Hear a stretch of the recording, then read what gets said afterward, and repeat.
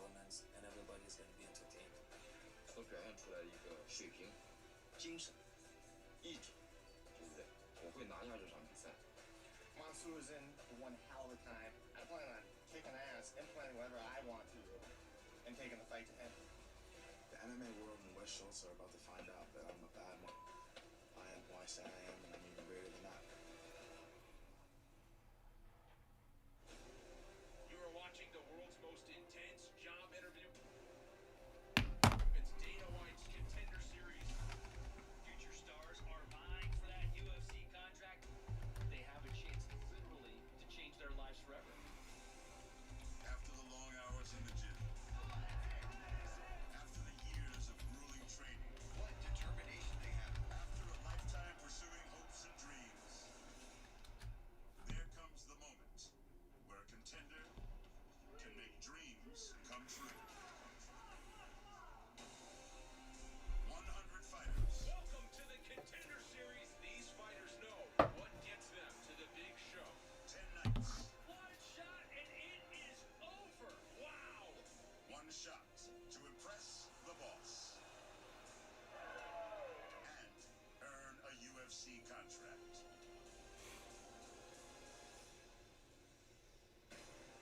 This is Dana White's Contender Series.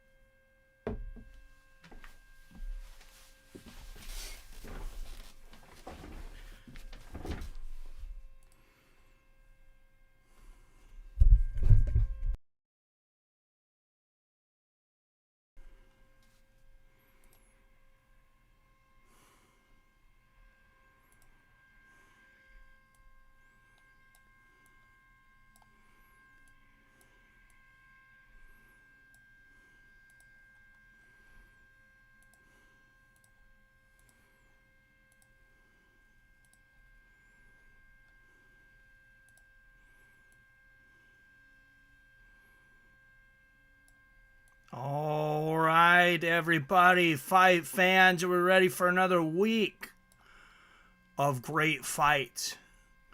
So far, 10 fights, 8 contracts. This is just the third week of this thing.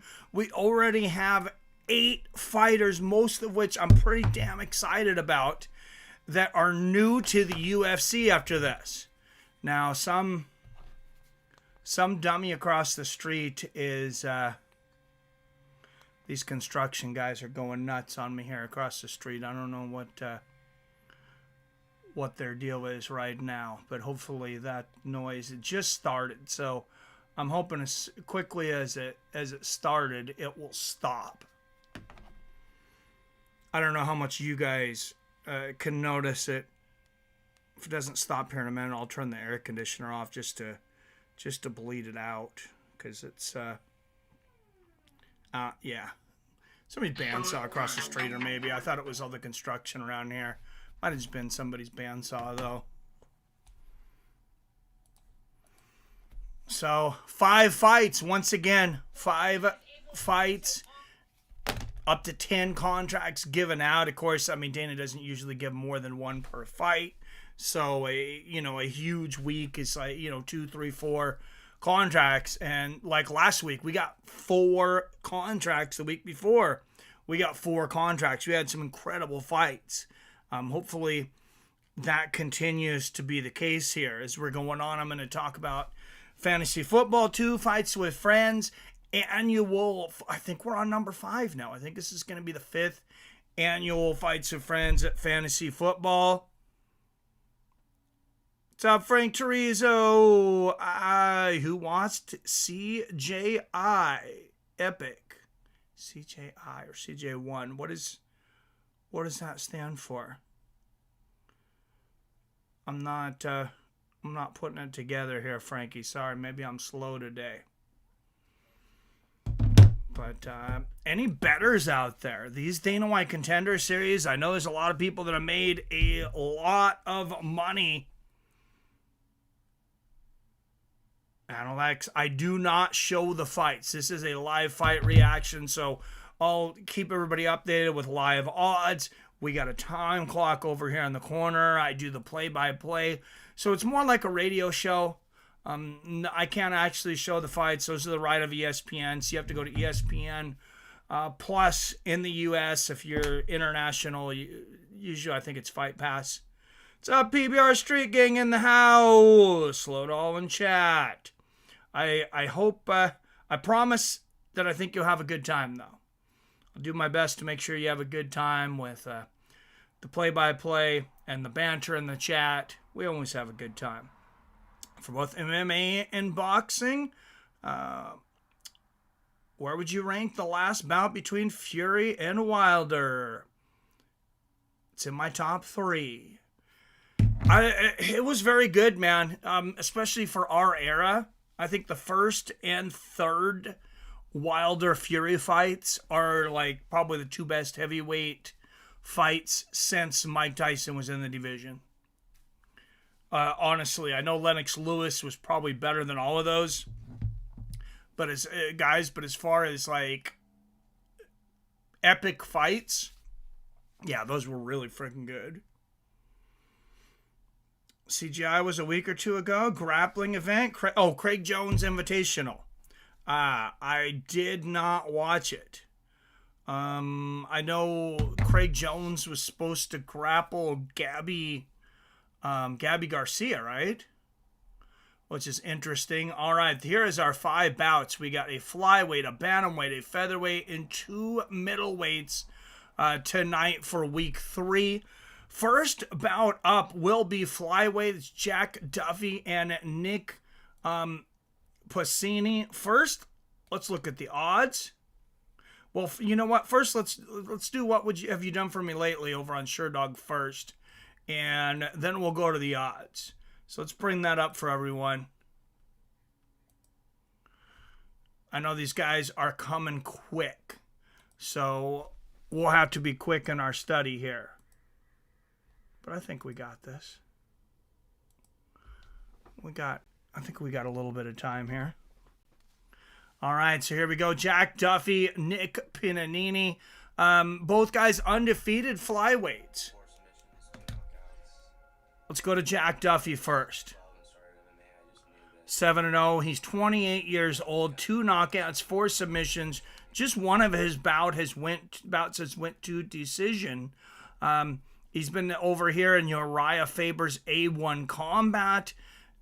A1 Combat has been getting a lot of good guys. A lot of the guys coming up Contender Series, I'm noticing, have stopped by there for a few fights. So A1 seems to be getting on that level of like LFA and, maybe not quite Cage Warriors, but just below that. One of the feeders for Dana White Contender Series League. And here's another guy, 2-0 in A1. He was over in Gladiator Challenger before that. Hard to tell a lot because I don't recognize his opponents here. But let's look at the guy he's going to be fighting here. And then we're going to look at some odds. So, Nick Piccininni. Sounds like a New York name. This guy is also a decision. Oh, he's a submission lover, not a decision lover. That's much better than a decision lover. 5 submissions in 6 bouts, undefeated 6-0. He's a year younger at 57, an inch shorter at 5'6". But definitely looks like a striker versus grappler type matchup starting out here. And the competition here, he was over somewhere called Extreme Fight Night for 3 fights. But then he went over to Fury Fighting Championship. This is another one of these, fairly high-level leagues that Dana White Contender Series has used as a feeder. As I mentioned, like with the LFA and A1 and these types of things, I'd say Fury FC is probably just above A1, just below LFA, right in there. They get some pretty good bouts over there, though. And last, let's go to the betting. What made Walla Fury even better was the story behind it all. Dude, it was crazy. Dana White Contender cards, every bit as entertaining as pay-per-views. Dude, they have been so far, King James. It's been wild, man. All right, so Jack, Duffy, Nick, Piccininni. Remember, Piccininni is the submission guy. Piccininni is a minus 375. I'm guessing that's because he's had so many fights in Fury FC. And Duffy's just had the 2-1 and A1 combat, which is not quite as well known. But I like to look at method of victory. So if we're looking at, you got Joe Diffie to win by submission plus 800. Piccininni plus 185 on the submission. Plus 400 by knockout, plus 165 by decision here. I like Nick Piccininni. If I'm going to bet this, I like Piccininni by submission just because it's positive odds. It's a plus 185. I think there's a decent chance that happens. I don't want to lay down $375 to make 100. That's a little... I don't mind sometimes throwing down 180 to make 100 if I'm pretty sure, but 375 is pretty rich. Yo, what's up? Phil D. Rowe in the house. All right, Piccininni. 6-0, 5 wins by submission, 3-time All-American wrestler at Oklahoma State University. And Nick Piccininni to win, at least on the odds here. The odds there, minus 380 in Vegas right now. I thought we were both on DraftKings, but my odds are not quite that rich, I didn't think. Oh, no, they are. They just went to minus 395 now. They moved quickly. Okay, a lot of money coming in on Piccininni. We'll see if that does well for the bettors or for the casino. Jack Duffy, I'm sure he can feel the disrespect coming in here. Undefeated at 7-0, coming in a 3-1 underdog. Bound to have a bit of a chip on his shoulder. Speaking of submission, there's an art to wrestlers being able to stay out of trouble on the ground without being good at submissions. Yeah, you've seen Dan Severn use it a lot in his career.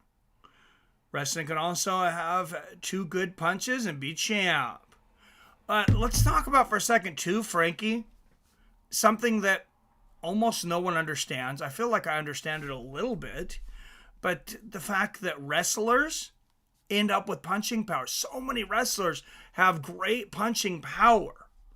And I think there's a few reasons for that, but we can go over that a little later. Jack Duffy, undefeated 7-0, 6 of his 7 wins by finish, 4 submissions, 2 knockouts. He is a Brazilian Jiu-Jitsu black belt. As I mentioned, kind of fought in a little bit of the lower leagues, though, before his last 2 fights in A1 combat. And here he's getting his shot. You know, you don't know if you're ever going to get a shot. This is his shot.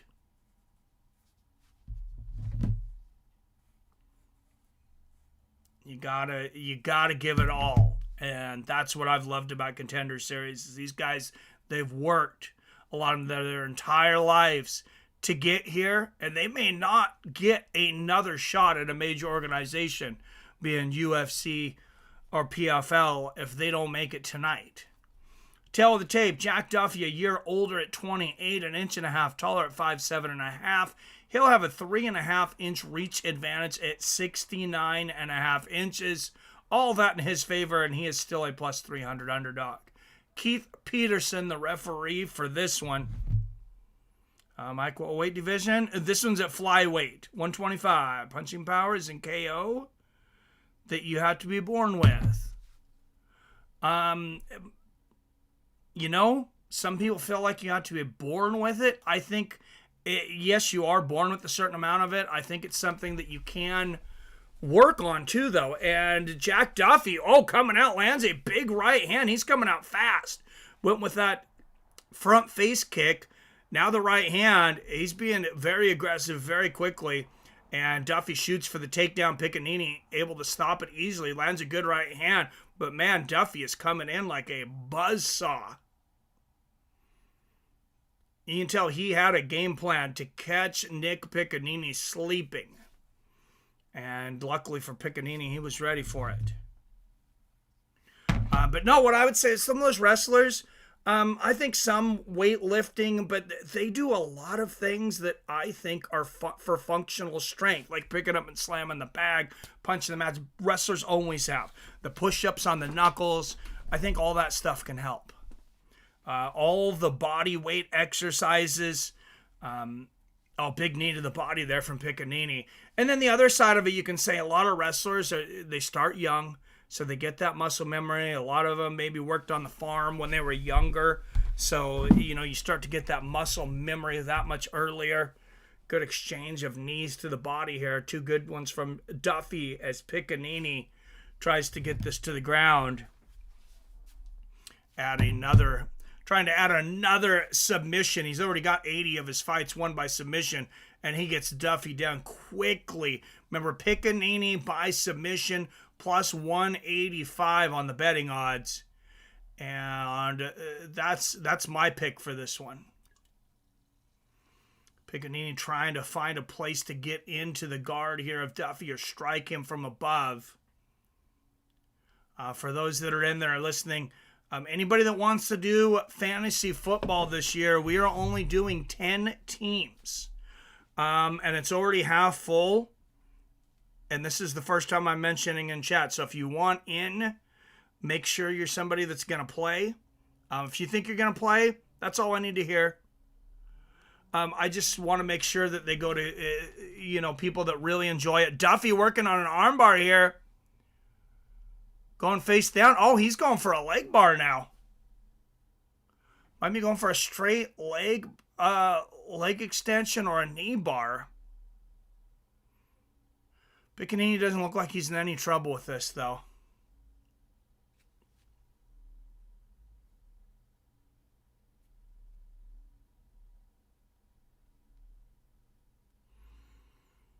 And I mean like no trouble. All right, and they are up.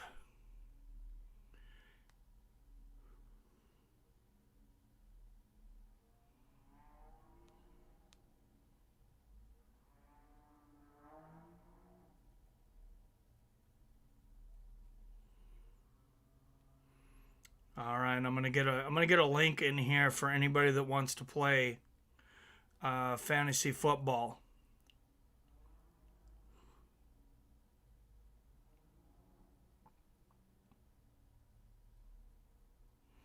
It's on NFL.com this year.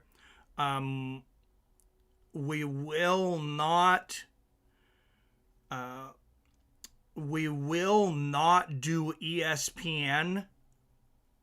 As far as I'm concerned, we will never do another ESPN fantasy ever again. And I'll tell you guys why. It's to protect your information. It's to protect you legally. I will not encourage anyone to do business with anything that requires a financial contract with Disney. Good low leg kick from Duffy and a good flying knee to the body. And there's another good low leg kick from Duffy, the underdog here. And he's shooting for the takedown here. Like, he came in on fire.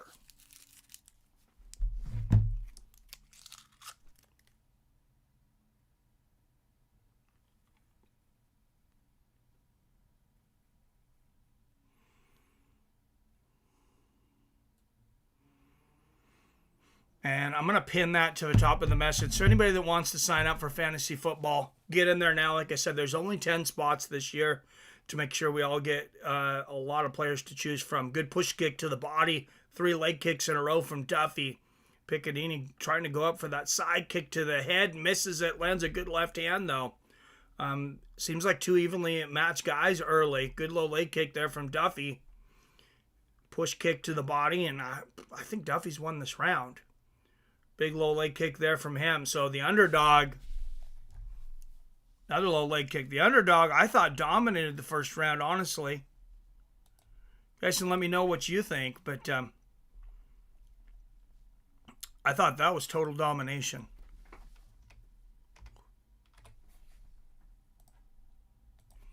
Let's go into the corners here. Every time he's kicking, you're scared to death when you stood up, but you just let him. Every time he kicks, what? Punch it. Speaking of KOs, I live near the beach, so there's bars, and most of the people who are known for knocking people out are actually just knocking out drunks. Yeah, it's not surprising. Sucks from when I got no signal at cabin and I'm forced to listen from my cell phone. No Wi-Fi equals no fantasy football, etc. Oh, sorry, man. That does suck. All right, see the leg kicks. 12-0 in favor of Duffy in that first round. And let's go over to DraftKings. And Jack Duffy has went from a 3-1 underdog to a 3-1 favorite. Plus 250 now on Piccininni, minus 345 on Jack Duffy, the guy that came in an underdog. All right, let's see this. Piccininni in the blue corner, Duffy in the good jab there from Piccininni and a left hook and a good push kick to the body. Piccininni seems to be coming in with a totally different demeanor. Oh, what a spinning elbow from Duffy. He landed that right on the chin. Looks like someone caught the nose, too. Oh, and the push kick to the face from Duffy. He's putting on a show. There's the body kick. Oh, Jack Duffy. Nobody told him. Nobody told him he was a 3-1 underdog. Good left hand there from Piccininni. Duffy coming in here as a 3-1 underdog and absolutely laying a beating on Nick Piccininni right now. Oh, but he makes a mistake. Goes for the takedown and pulls Piccininni on top of him. He's got to be careful now. As we mentioned, 5 of Nick's 6 wins are by submission, and he's already got that arm in place for an arm triangle. Duffy's got to be very careful here. Nothing beats a good spinning elbow if it lands. Yep, he landed it too. That was fast. The things these guys are practicing now on a regular basis, like, you remember how rare it used to be to see a spinning back fist or spinning elbow land? Even that spinning kick to the body was fairly rare. Not anymore. And Piccininni on top, landing body head, but Duffy doing a pretty good job of pulling him in and making sure he doesn't get off any big shots. That was a pretty good right hand from Piccininni. Oh, and there's another good right. And, yeah, Piccininni's corner they just gave him perfect advice there. He's like, he keeps throwing these leg kicks. Grab him and take him down. That's exactly what he did. Clean spinning elbows usually end fights. A lot of times they do. Yeah, this is flyweight, so not as often. But it definitely stunned him. Definitely hurt him. And Piccininni has not wanted to stand up since eating that. That tells you something. All right, still a little over half of the second round here left. And Piccininni having a hard time passing the guard of Duffy. Duffy working on a guillotine choke with the right hand, arm there. Well, Piccininni's out. That looked like it was more of a defensive posture anyways. Oh, good 3-punch combination there from Piccininni. And that opens Duffy up to give the back. He just put some lightning in those hands, landed that 3-punch combination, and Duffy says, I got to move. And when he did, Piccininni was there. Duffy up to one leg, though, now, and Piccininni dragging him back down, though, getting the body lock. He has not been able to get hooks in, but he is working on it. Good defensive move there from Duffy. Oh, too late, though. He's got the body triangle, and now Duffy is in a bad position. He's got 1:40 to fight this off. And just as much as Duffy dominated the first round, Piccininni has dominated the second after the first minute. And you see round 2 control time. Already almost 3 minutes here. Oh, and Duffy gets back to his feet, though. Piccininni still has the body lock, though. He's got double underhooks. Duffy's got to back up. He's got to take his left arm here. Actually, with that hook that he has, no, go the other direction. You need to go to the left, and with that right arm, push off. And I think he maybe could have been out there, but not now because now Piccininni's got a full body lock. All right, Duffy's got one underhook out. He might be tired here though. Duffy came out with a pretty brutal pace. What's up, Torrin? Good to see you here, my brother. How's your week? How's your week been? Good knee to the body there from Piccininni. And Piccininni takes him down again. Beautiful sweep there, right into side control. 20 seconds left here in the second. Remember, Dana likes to see finishes. He rarely gives contracts in Contender Series if there's not a finish.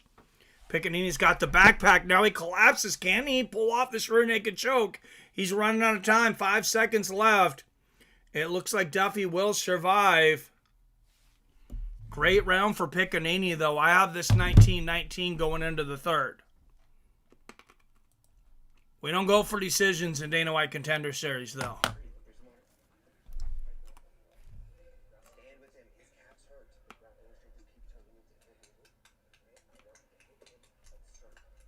This is interesting. Duffy's going to lay down for the ground. He's got his feet up on the cage.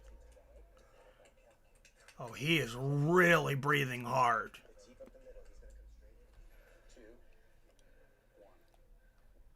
Piccininni's breathing pretty hard too, though. These guys have really gone at it. I feel like Duffy's more tired than Piccininni, but they're both pretty exhausted. If either one of these guys make it through, Dana's, even if they get a contract, Dana's definitely going to mention the cardio here. Going great. Moving to a new state. Where are you moving to? You don't have to tell us if you don't want to. But I hope it's a good thing, man. Hope that's a good thing.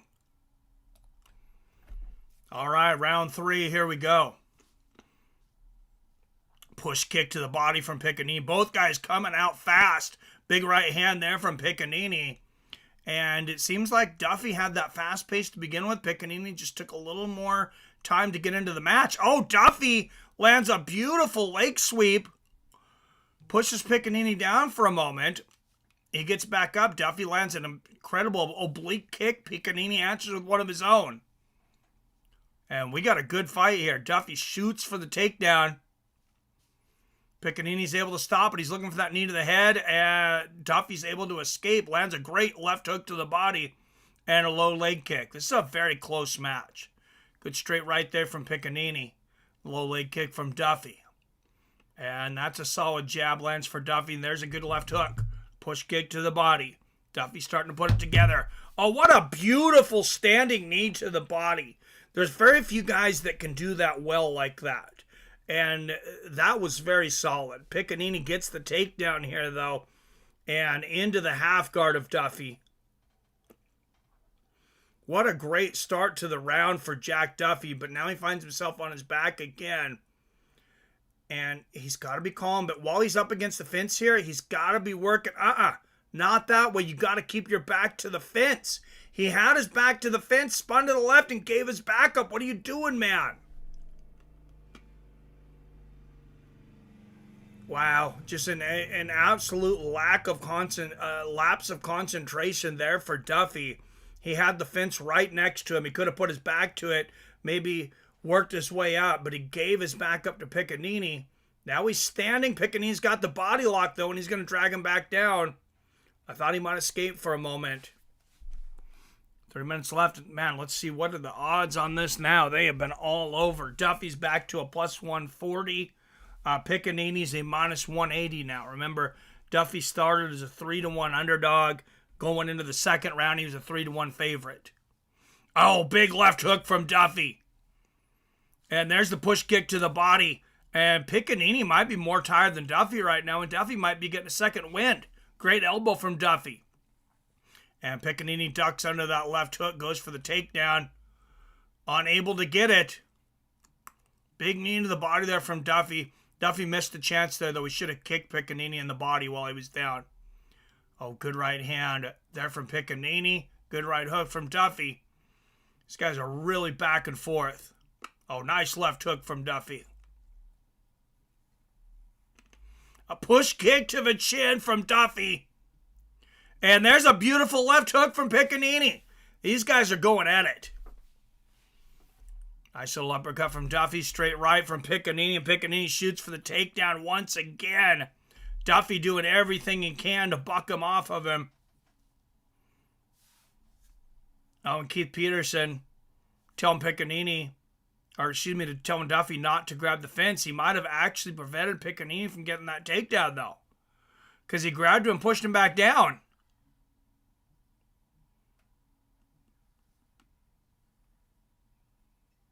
So, interesting move there from Keith Peterson. Might have affected the outcome of this fight. Good elbow to straight right there from Duffy.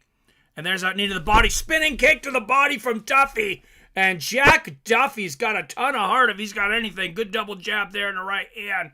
And 3, 4, 5 uppercuts in a row from Piccininni. What a war. All right, Jack Duffy's a plus 200 at the moment. Put your money on him. He's winning this fight right now. I don't understand why that odd's like that, but put your money on Joe Duffy right now.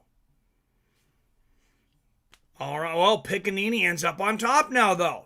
And you never know how these judges are going to react to that. Plus 170 on Duffy now, minus 220 on Piccininni. Hey, where's Robert? Can't take that heat. My blood's too thick for Florida. Looking like Florida.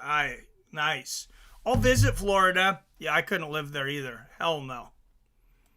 Yeah, I'm heat intolerant. I'm with you, Phil.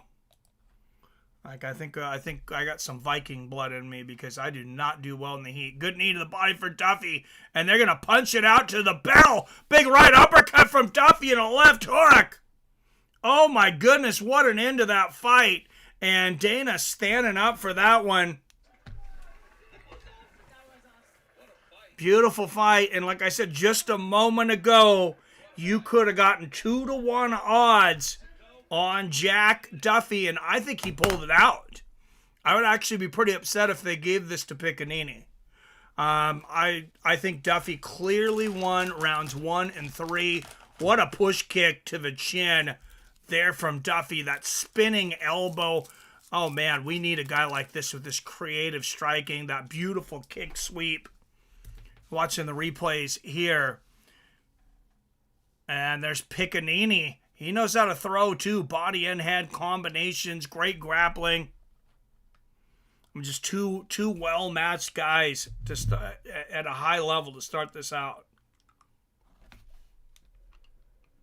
Anybody score that fight? I got a 29-28 Jack Duffy.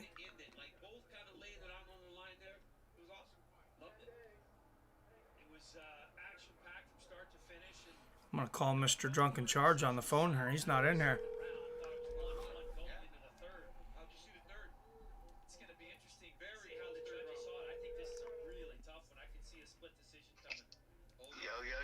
Hey, what's up, bro? You watching Contender Series?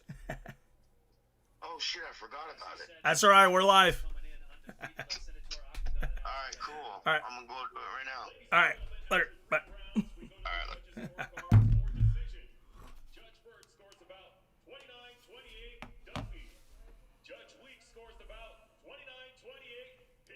This has got to go to Duffy.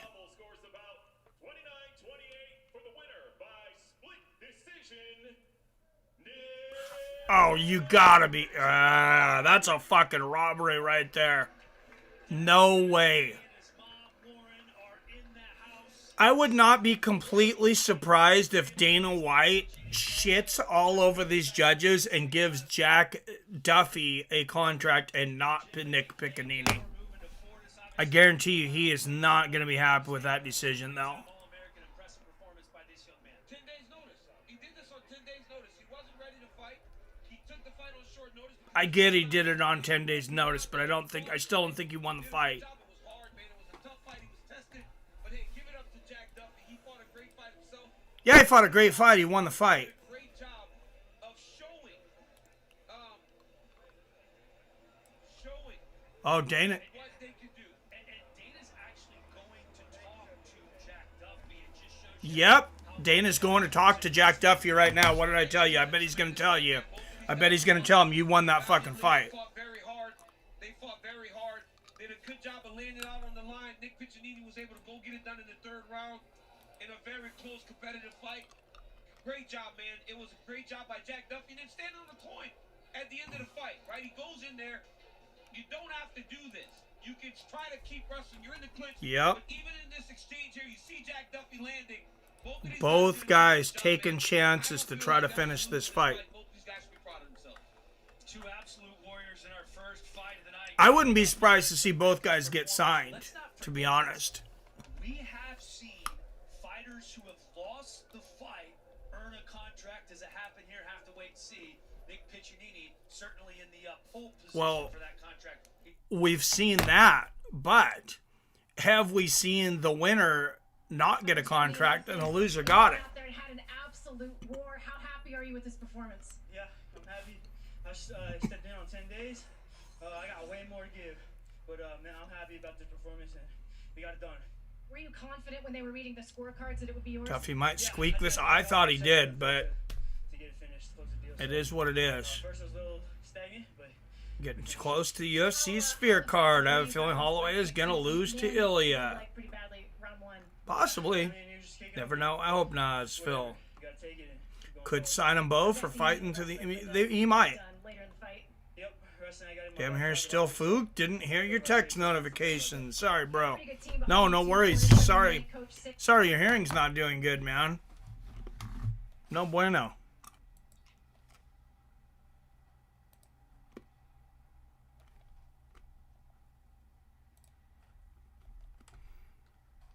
All right, let's listen to And again, taking this fight, the guy I thought won, Jack Duffy. Yeah, didn't get the finish, but I'm here to fight, and I'm only getting better too. And this was a good fight, but I'm willing to put more in the cage. Oh, so that's Piccininni, I guess, still. Tremendous performance, Nick. Congratulations. Thank you so much. We'll send it back to you guys.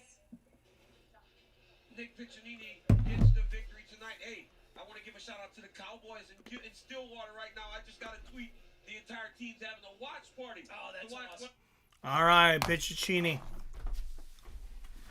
gets it done. Malcolm Wellmaker and Adam Bramhald up next. Let's take a look at what have you done for me lately with these two. Not a lot because they still haven't got into the UFC, right? But we got another undefeated guy in Malcolm Wellmaker.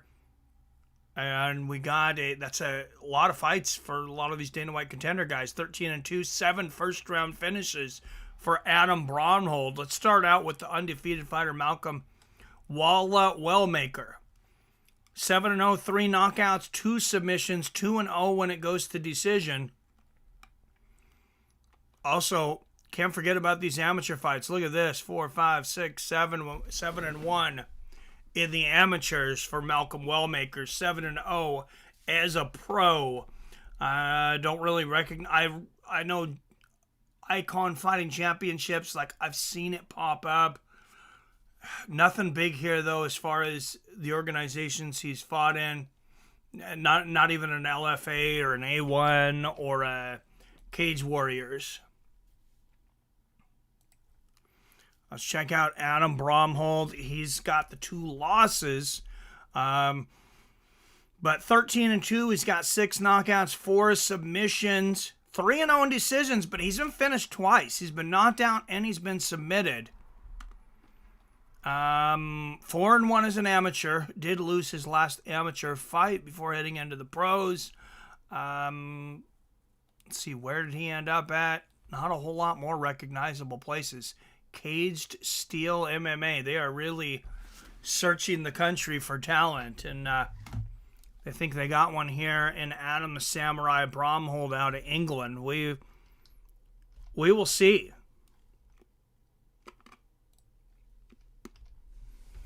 So, Wellmaker, the favorite coming into this one, minus 270. Bramhald, the plus 220. But let's look at our winning methods here. If we're going to bet, let's look at the winning methods. Wellmaker by knockout, plus 200. Bramhald by knockout, plus 900. Bramhald just not expected to finish this fight. Plus 400 by decision. Wellmaker plus 225 by decision, plus 450 by submission. I mean, obviously the betting odds in favor of the undefeated Wellmaker at minus 270.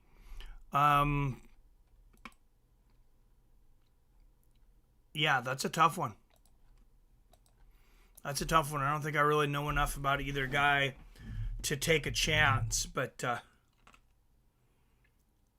just the one. You came in during the first fight, Robert.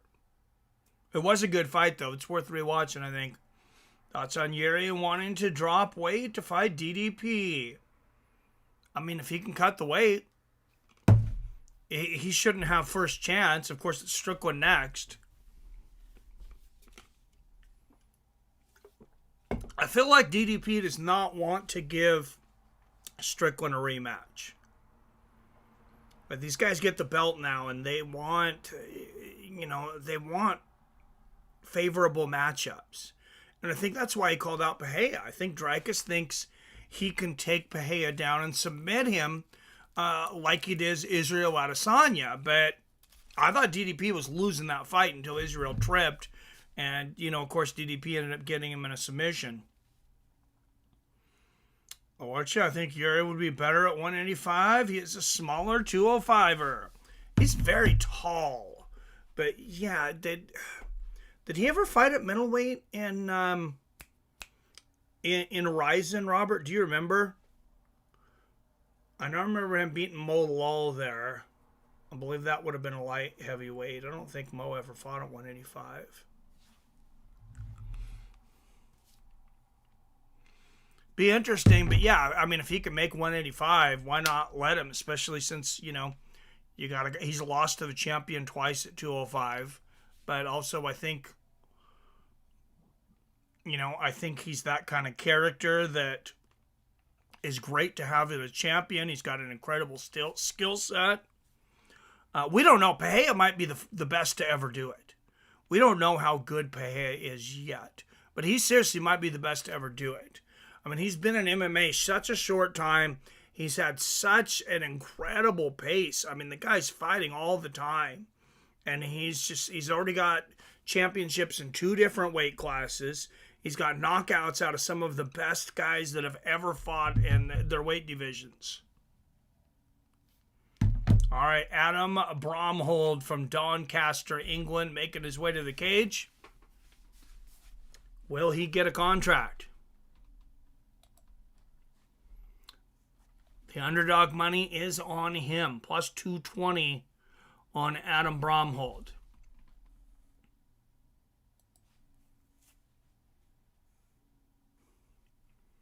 Malcolm Wellmaker. I haven't watched a ton of tape on Malcolm, so it's hard to say if the reason he's such a big favorite is like style. Is it logistics? Is it just a better record? He's undefeated 7-0, and Adam's 13-2. But Adam Bramhald, 11-fight win streak. He's finished 10 of his 13 wins, 6 knockouts, 4 submissions, 7 first-round finishes. You gotta wonder if maybe there's a sleeper here. Maybe he's a sleeper. Maybe he can pull off an upset here. I don't know.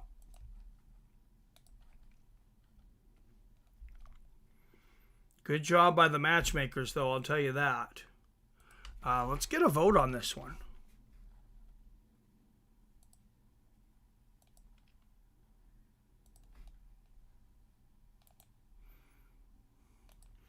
Here comes Malcolm Wellmaker of August, Georgia.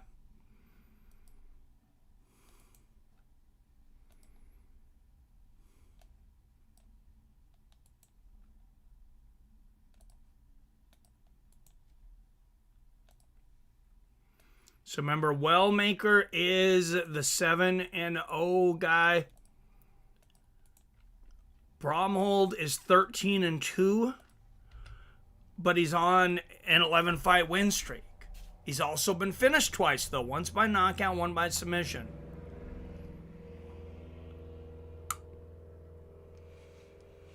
Wellmaker, undefeated 7-0, finished 5 of his 7 wins, 3 knockouts, 2 submissions. He is a Brazilian Jiu-Jitsu black belt.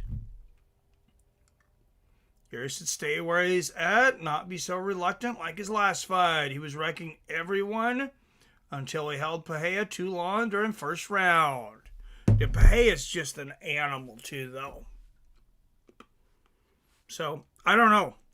Even if he beats everybody else at light heavyweight, I don't know if he ever beats Pulyaev.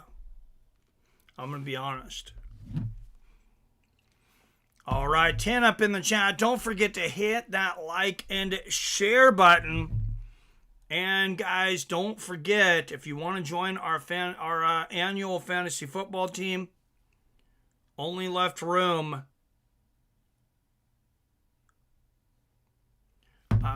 for 10 teams this year. All right, both men 30 years old, both men 5'10". Wellmaker will have an 1.5 reach advantage. Everything else is even. Eric McMahon is the referee. Never heard of this guy.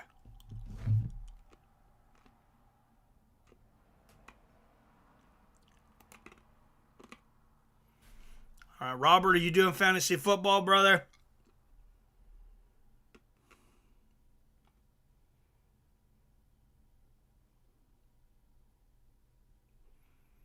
If so, it's pinned in the chat. It's at the top of the chat is the link. Only 10 teams this year.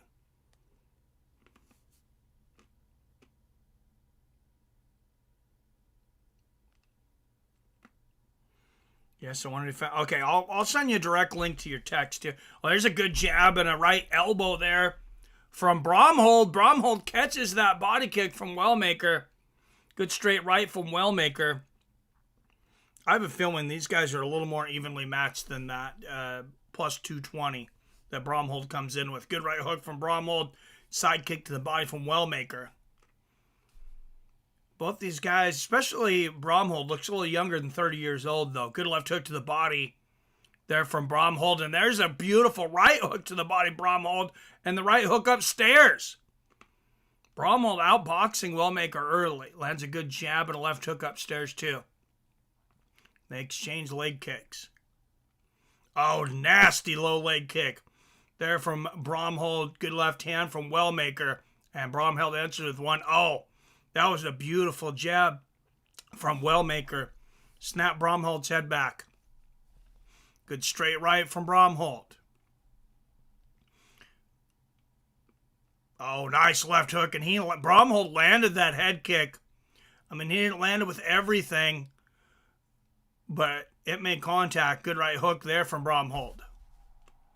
Jab to the body from Wellmaker. Oh, and Wellmaker going to that front leg. Oh, and they exchange big shots. There's a good left hand there from Wellmaker. Watch something that Wellmaker does. When he gets hit, to steady everything back, he goes to the jab and just lands a solid jab. He's got a great jab. Good left hook there from Bramhald a moment ago. Wellmaker looking to tie up, though, and Bramhald lands a great knee to the body. Bramhald's able to push him off. Oh, good exchange of right hands, and Bramhald with the low leg kick. Oh, what a beautiful right hook from Bramhald. Ducks under a lazy jab from Wellmaker and lands that right hook upstairs, and now a left hook to the body. It's too early to say. Oh, what a right hook from Wellmaker! Wellmaker with the haymaker, the contract taker. Wow. Put that in the oven. We got a baker.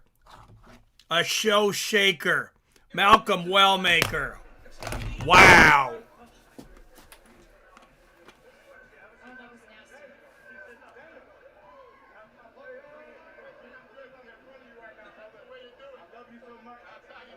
Dana says that's the way to do it. He's like, I don't think you need to rally too much for that contract, buddy. I think you got it. You did your talking in the ring. Boom. So he waited. Bramhald was throwing a left hook. He was almost all the way up in the air off balance, and he caught him in an awkward moment and just landed that counter right hook, and it was one shot, walk-off knockout. Boom! Oh, just an explosion. No doubt about it. His face hits the canvas. Those shots, he timed a beautiful right hand that put him Man. by this young man. Impressed the bosses. Now, you should love me too, because I love you. I love you. I tell you, after seeing that, I love him. Yeah, DC. We love him. Wow, Malcolm Wellmaker. Well, I guess that's why he was the favorite. Dude's got power.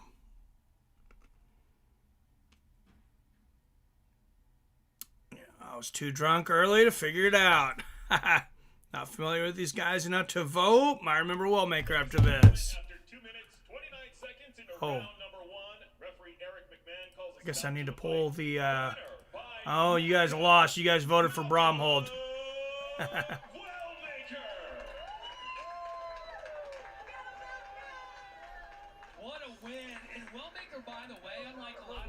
All right, 38-27. We had a really good record there for a while. It had to come down a little bit. Still pretty damn good record.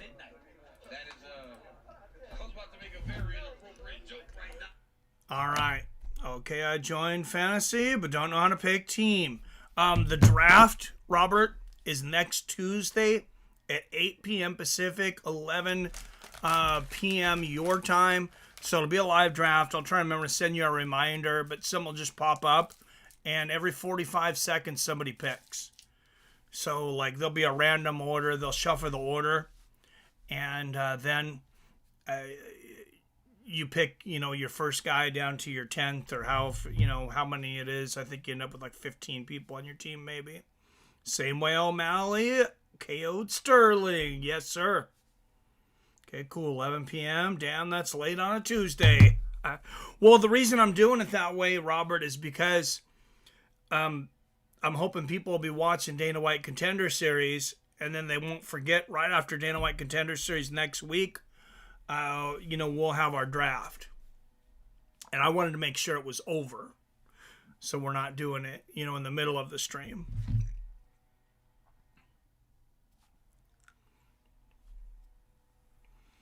I get it. Cool. Yeah, I know you'll be up because you'll be watching Dana White Contender Series.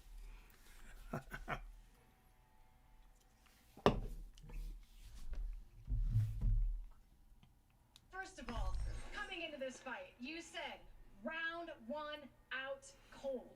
And that is exactly what you did. If you go ask my boy... Oh, he called it. Right hand out cold, and I was going to make Dana stand up. I don't know if he stood up or not, but the right hand landed. I put him out.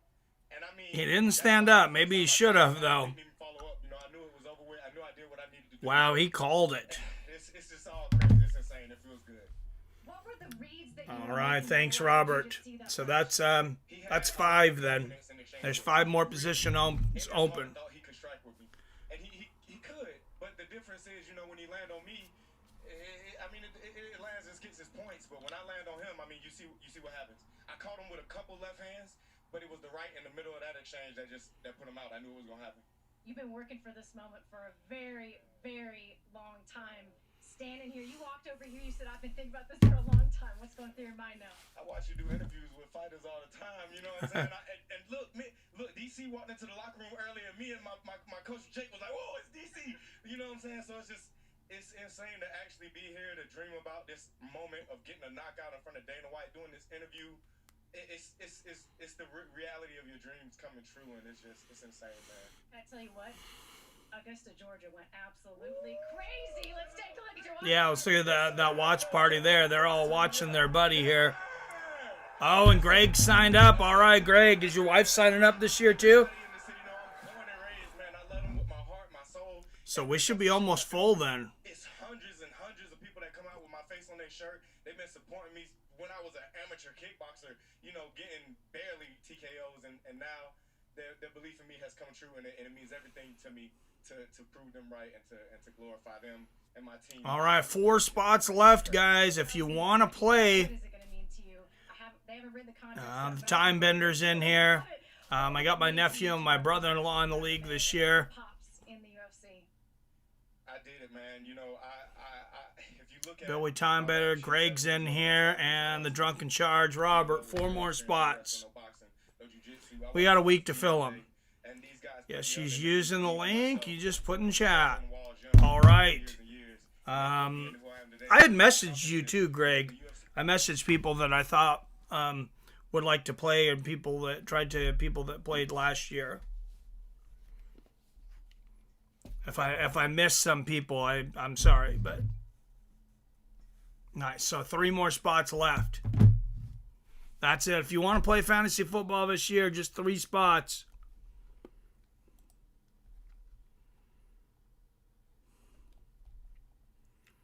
Just going to have 10 teams this year. That means the team that you get should be good. There should be a lot of really good players available. That's why I did only 10 teams this year. Because last year with injuries, by the time you got to the end of the season, sometimes it was hard to pick up players when you had injuries and buys together. So I think this will be better. Fight Pass Invitational, October 10th. Some grappling are advertising there. Always love some grappling. Not having on my Wi-Fi makes it impossible for me to join. Yeah, I know. Sorry, man. I wish I'd get you some Wi-Fi. As long as I get some Eagles, I'm good. Nice.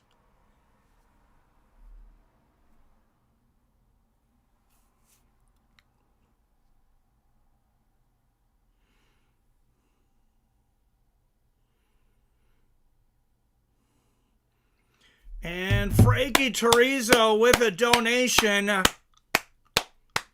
Thank you, Frankie, through PayPal. PayPal.me/Seattle Mike 1.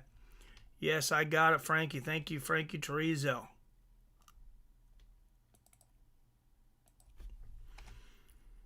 For the $3 donation.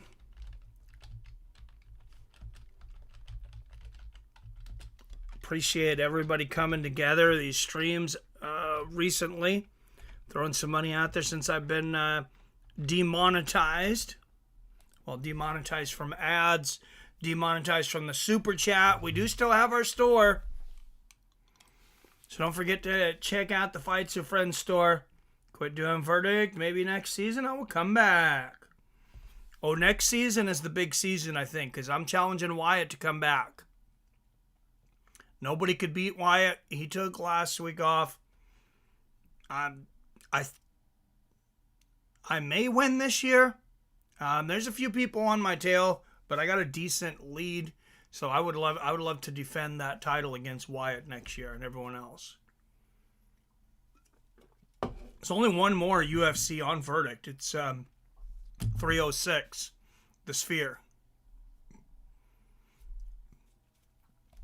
All right, next fighter's up.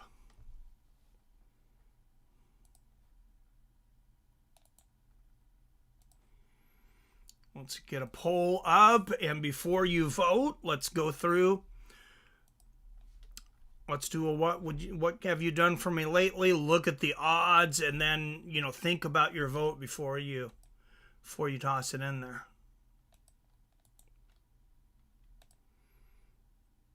Because for the first time, I believe we missed all 5 of our fights on 6 fights. I think we missed all 6 of the fights on the main card. If not, we lost 5 out of 6. So on the polls. So don't vote right away. Let's look at these guys. What's up, Jim? Jim's in the house. Jim had a huge week last week. Like 8,500. That was one of the better. That might have been the best week of the season by anybody. Like 8,500 points.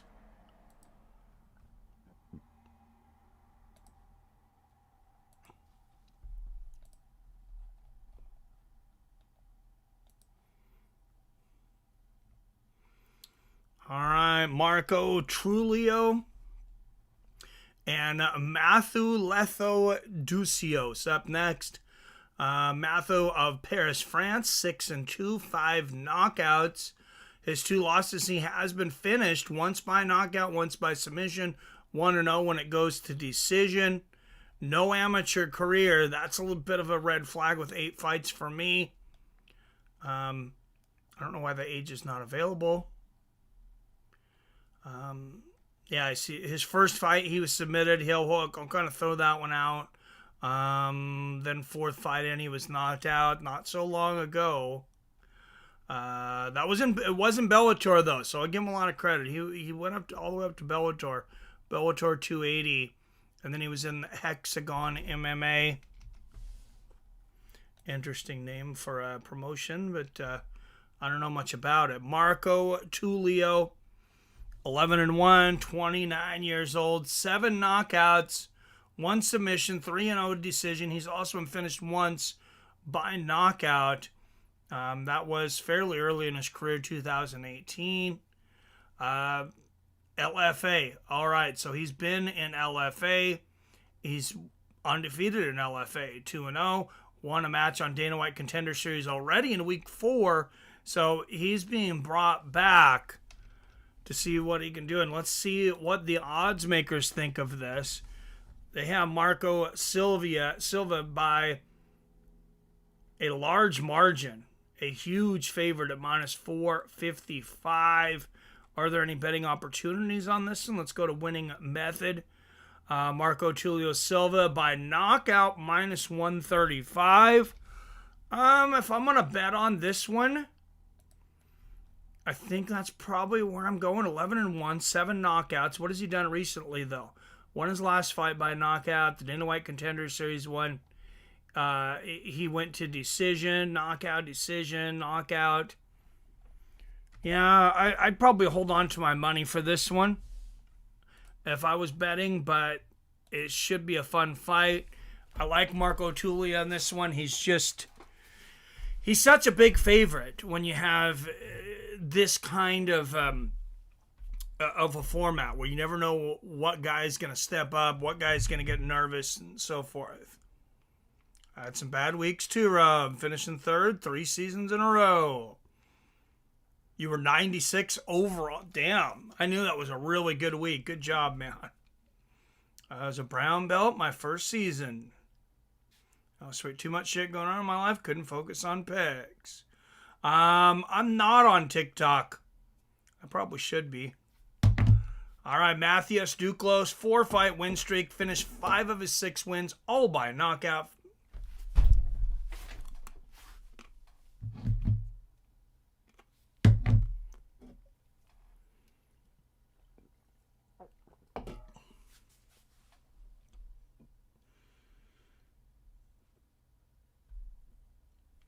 All right, and Matthew Duclos in the cage now.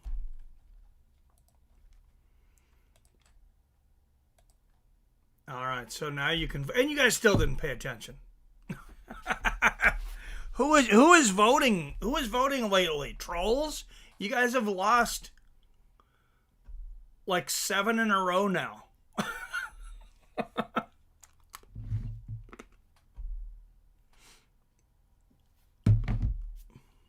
I don't know. Maybe Matthew Duclos will win this one. I don't think so, though. Yes, cheers, Torn. Yeah, that's frustrating. Are you in 3rd right now, Jim, or are you in 2nd? I think you're real close to me. All right, 50-50 on the polls. Marco Tulio, 7-fight win streak, 7 wins by knockout.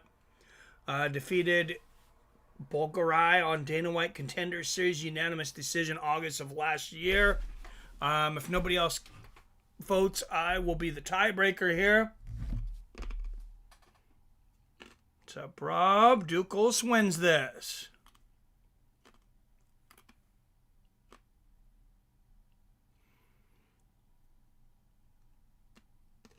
Not sure, Mike. Where am I? Let me see. pull this up and I'll tell you where we are. I know a lot of us like the top 4. It's really close.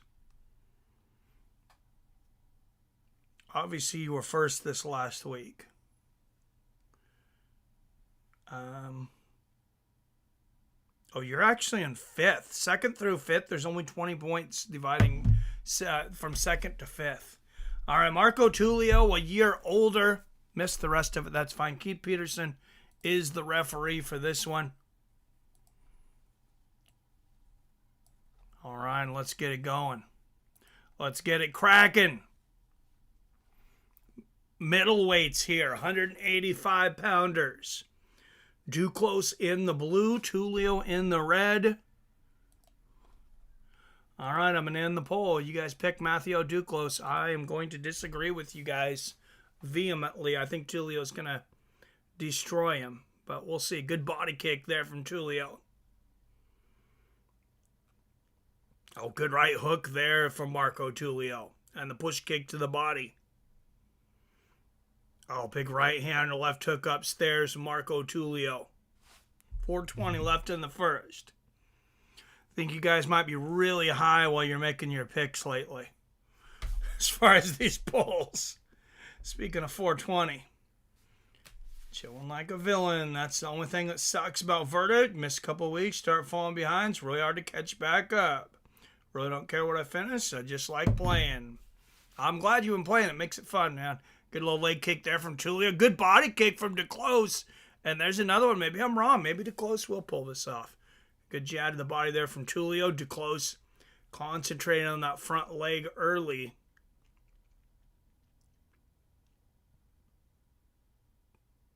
Oh, what a right hook from Tulio, and he floors Duclos. Duclos was maybe a bit off balance when he fell. Got back up. I think he's okay. He's just lucky he didn't get caught with any of those stray bullets that Tulio was throwing out there.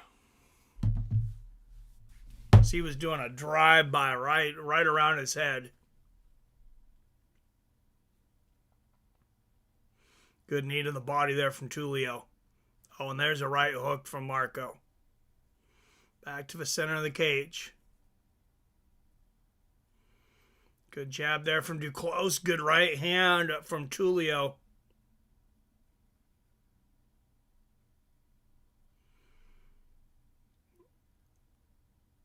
Oh, beautiful combination. Low leg kick and the right hand from Tulio. Almost thrown at the same time. There's another great right hand from Tulio. He's got some fast strikes. Good inside leg kick there from Marco. And the push kick to the body.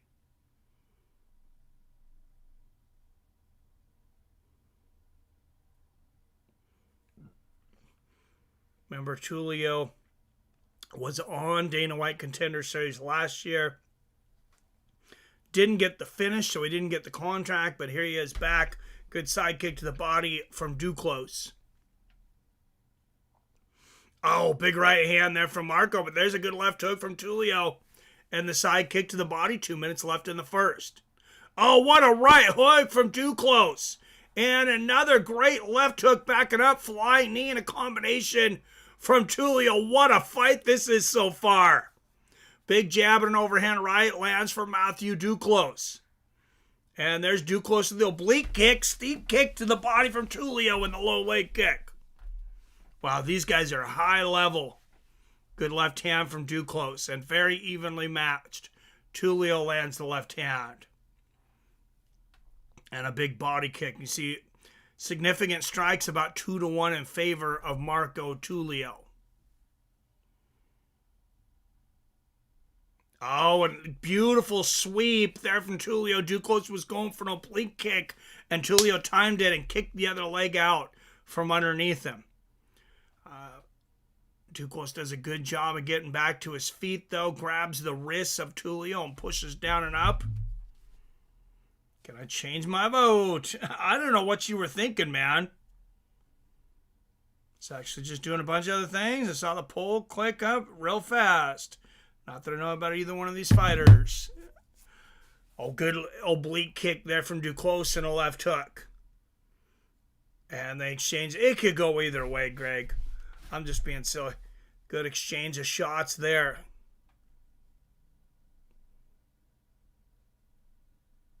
Oh, good body kick from Duclos. Yeah, before each fight, like before this next one, though, I'll try to do the tail of the tape, and we'll go through like what the fighter's done recently and look at the odds and things. Good jab there from Duclos. Oh, good shot downstairs from Tulio, and there's a good knee to the head. And Tulio tries to sweep Duclos, a little sloppy, though. Pulls Duclos on top of him at the end of the round. But 10-9, Marco Tulio.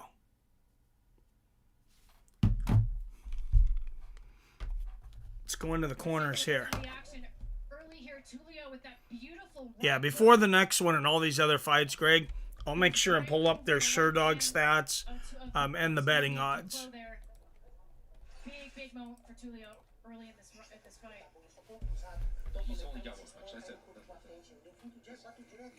Get that jab, hit him, and keep that guard up. That's it. Listen, if you hit him right straight away, he's gonna make a miss. He's gonna make a mistake. Listen, very good. We won first round. But we can't expose ourselves. Tulio's corner told him you won the first round.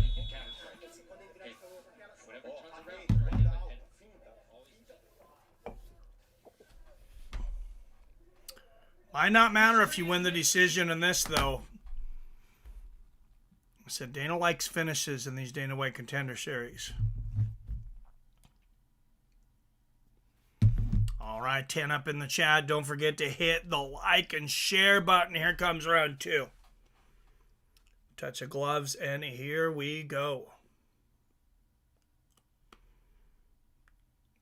Good left hand there from Tulio to start the second, and the inside leg kick. And there's the outside. Tulio whipping those legs. Lands a good right hook upstairs. Oh, and they exchange shots. Oh, what a 1-2 from Duclos. Tulio lands the spinning elbow. And beautiful oblique kick there from Tulio. These are some big guys to be landing these kinds of shots. These are not flyweights. These guys probably weigh 200 pounds today. Good inside leg kick there from Tulio. And now the outside. And you see the leg kick 17-0 in favor of Tulio. And there's a good straight right to the body from Marco, and left hand upstairs. Good left hook there from Duclos. I found Duclos kind of wants to wait till you get too close and hit people with counter shots. And he's landed some beautiful ones in this. Just not much of an aggressor. Good body kick there from Duclos. And Tulio with the jab downstairs. Oh, Duclos went for it with that right hook. Oh, what a beautiful left hook there from Tulio. I like that. He starts it out like a jab and then like hooks it at the end. It's very fast. Good low leg kick there from Tulio. Oh, beautiful left hook. I like the way Tulio feints. He's really got Duclos guessing about what he's going to do next, mixing it up with the head and the body, the punches, the kicks. Another good body kick there from Duclos. Goes for a sweep, almost takes Duclos down. Inside leg kick from Duclos. Good left hand there, or from Tulio, excuse me, good left hand from Duclos. But now 2 big knees in the clinch from Tulio and a left hook upstairs. 10-9 Tulio, says Robert. You know, we were only 1 vote away, Robert. If you wanted to, you said you wanted to change your vote like right at the very beginning. You can change it, and that puts it to 50-50, and I'll be the tiebreaker. We'll put our vote in for Tulio. Good right hook there from Tulio. It's not like you said you wanted to change like after a round and a half. Oh, big right hook from Tulio. Oh! Did he land an illegal kick, though? Oh, it was a liver kick.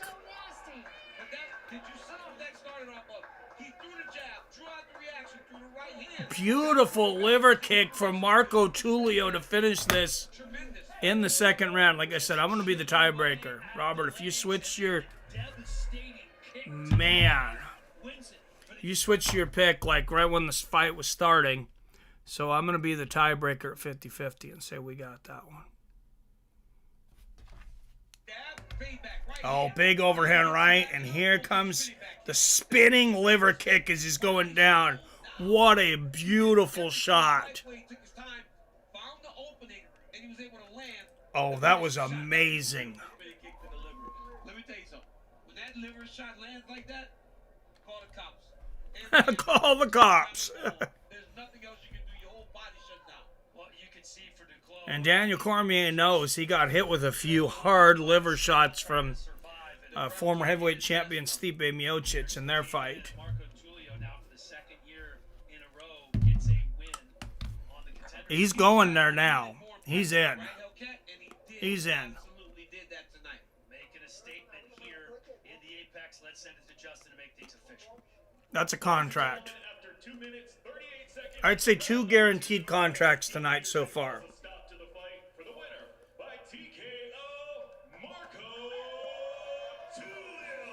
That is a big middleweight too. Look at this guy. So Tulio improving to 12-1. He might cut from 215. Getting a win. All right, let's get the next fighters up before this vote, and that way everybody can get familiar with them. Michael Oswell, Bogdan, Grad. Flyweights up next. Nobody vote yet. We're going to go through SureDog and go through the odds and give you guys a little bit more information before you vote.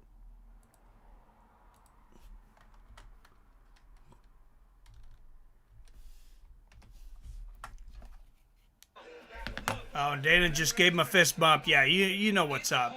He knows what's up. Feel that pressure coming in here for a second time, knowing that you've got to get the job done. But again, it was a beautiful combination by Tulio. Right here, look at this. Big right hand. Hits him right behind the ear. Staggers him and hurts him. Then at the end, look at that. Damn, Tulio was putting him down tonight.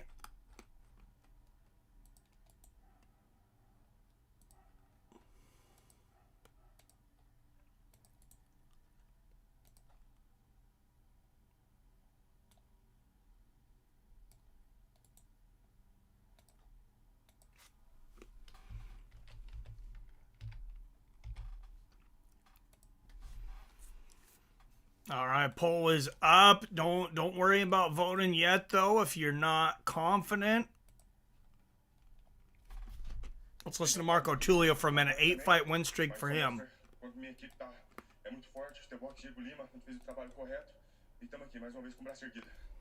Yeah, working very hard. Since last time I faced a very tough guy, faced a tough guy again. It only shows how much the team is prepared. Shoot the box, we're ready to go, and very happy we win. You said you wanted to come out. All right, big win for Marco Tulio. Let's look at the two fighters fighting next. Bogdan, Grad, and Michael Oswell. Let's look at Oswell first. 9-1. 5 knockouts, 4-1 by decision, never been finished. Just 23 years old. Man, that makes you feel old. He was born after my birthday in 2000. That's makes you feel very old. Oh, he's been at Fury FC for a minute too. Look at this. He came up in the amateurs at Fury FC. So 5-1 in the amateurs at Fury FC. And then 9-1 as a pro, is 1 loss by unanimous decision. I don't really recognize these names. Austin Luncheon, maybe. Kyle Broadwater, I think I've heard a few times. Nate Richards, but nobody real memorable. Like I said, he's only 23 years old, though. Let's look at his opponent. That's a good amount of fights to have at 23 years old in an established organization like Cage Fury. All right, Bogdan Grad, 13-2, 8 knockouts, 3 submissions, 2-1 when it comes to decision. He has been knocked out once by Tom Nolan, his last time on Dana White Contender Series. That's why Tom Nolan's name looks familiar. He's in the UFC now. So, holy crap, this guy had a lot of fights as an amateur. Are some of these like grappling matches they put on there or something? My goodness, how old is this guy? He's only 28. He's got a lot of amateur bouts. Or is that 3, 6? Won his first 7 amateur bouts. Then he loses 1, 2 more. So 10 of his first 11, 12, 14, 16, 18, 19 amateur bouts, I think. About 14-5 as an amateur.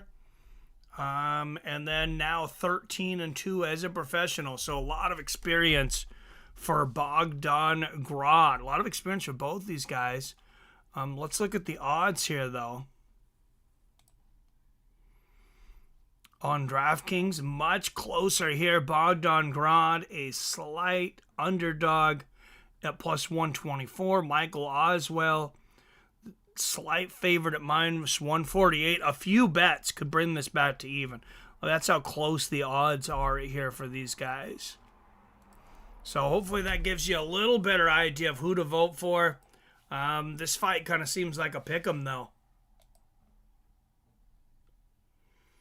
Since what Captain Morgan did to my liver over the weekend. All right, well, now you can vote. Now you should know.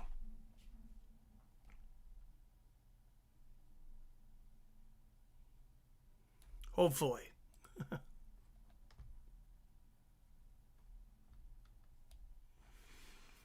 All right, next fight coming up. How many do we got in our fantasy football now then? Oh, there is Drunken Charge. All right, there's 7. So there's only 3 spots left for this year's Fights with Friends fantasy football. Draft will be next Tuesday following Dana White Contender Series. 8 p.m. Pacific, 11 p.m. Eastern.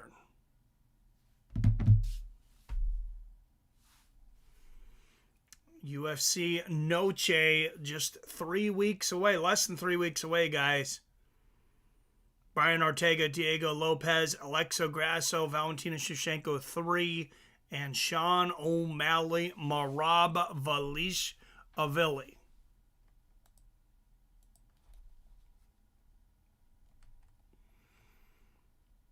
I got Marab in that one, by the way.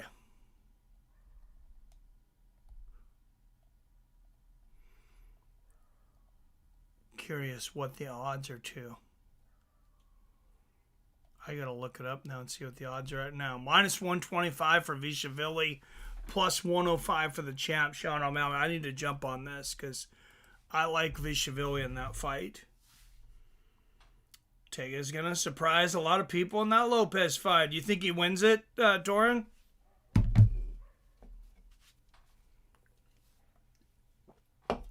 The odds are still fairly close.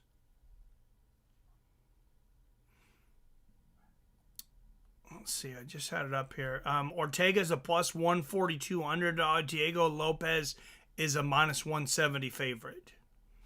I believe the odds were even a little closer when they opened. Grasso and Shevchenko, it should be this close. Grasso, a slight favorite at minus 118. Shevchenko minus 102. That's basically even odds there for that trilogy match. Of course, their last match ended in a draw. I thought Shevchenko won the second match. Of course, Grasso submitted Shevchenko in the first match. I feel like the longer they wait for this third match, the more it is in favor of Alexa Grasso, though. Shevchenko's had so many miles on her. But, you know, maybe the rest will do her good, too. It's hard to say completely. Yes, I have to go with my fellow Latino bro, Ortega. Nice. He could definitely get it done. All right, Oswell and Grad up next.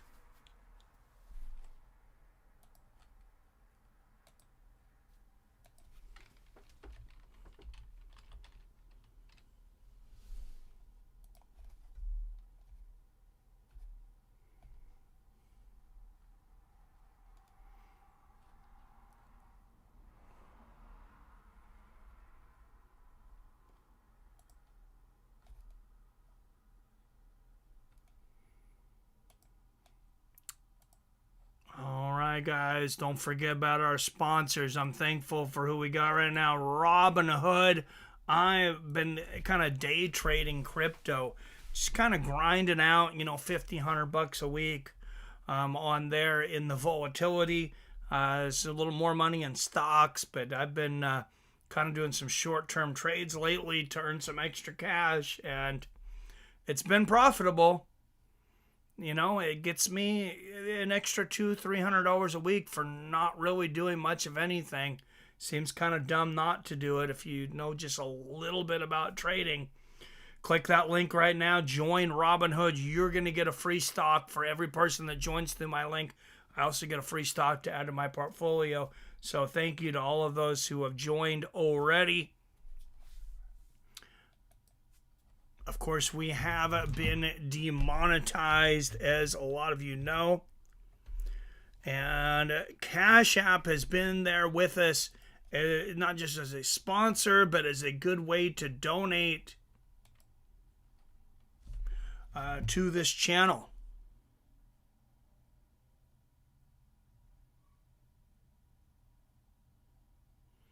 Supposed to help you set up your, how are you supposed to help me set up your Robinhood? I'll help you with that.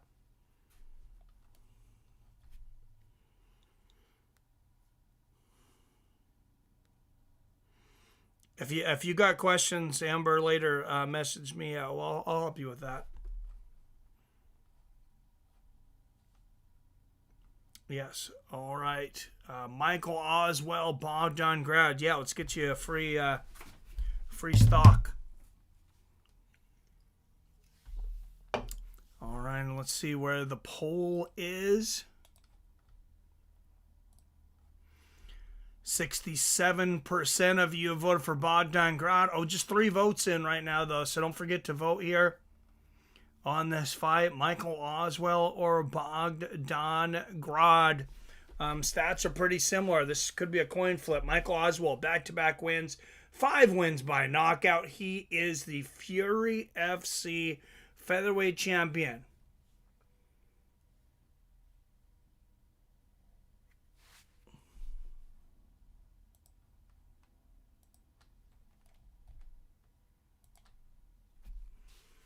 And he is in the cage, and it is a close one. Personally, I'm going to go with Michael Oswell.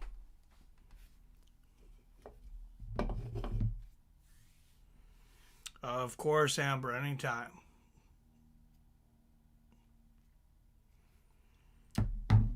All right, here comes Bogdan, Grad from Timisoara, Romania. Grad by submission tonight. That's a great prop. Plus 600. Grad inside the distance. Plus 200. The problem with the method betting on this one, it's like I would bet the money line because these guys are so evenly matched.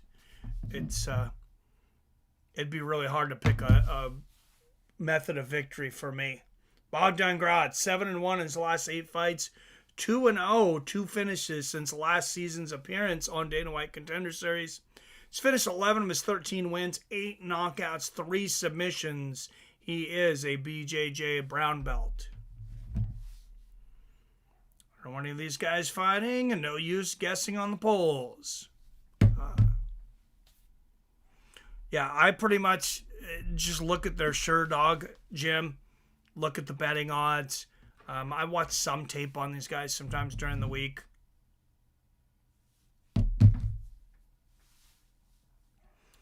But that's about it.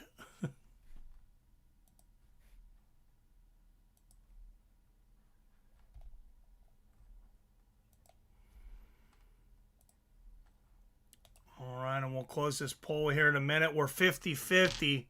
So if nobody wants to vote here in a minute, I'm going to be the tie-breaking vote. Bogdan Grad, 5 years older at 28. Both men 5'8". Grad will have a 1-inch reach advantage. Everything else is even. Odds are now a -110 pick'em. Grad was great on last season. Pretty good. All right. I'm going to pick Michael Oswell. I'm going to be Oh, and a good spin kick to the body from Oswell to start out. And they exchange earlier, from Grad.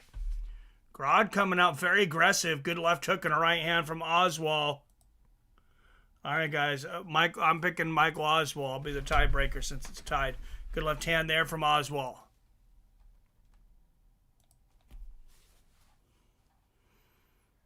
Grad maybe coming in a little over energetic. Lands a great left hook there, though. Good oblique kick there from Grad, but a good combination upstairs from Oswell. There's a 1-2 from him. Good left hook from Grad, who just came out like he was launched out of a cannon. There's a good 1-2 from Oswell, who's just been kind of trying to stay back and counterpunch. Lands a good right hook and a left hand there. There's a good 1-2 to the body from Michael Oswell and a 1-2 upstairs from Oswell. Oh, sneaky right uppercut from Grad. Oswell with the 1-2 again, though. His hands are so fast. Michael Oswell's hands, the combinations are ridiculous. Oh, man, and Bogdan Grad, look at that upstairs. Beautiful combination.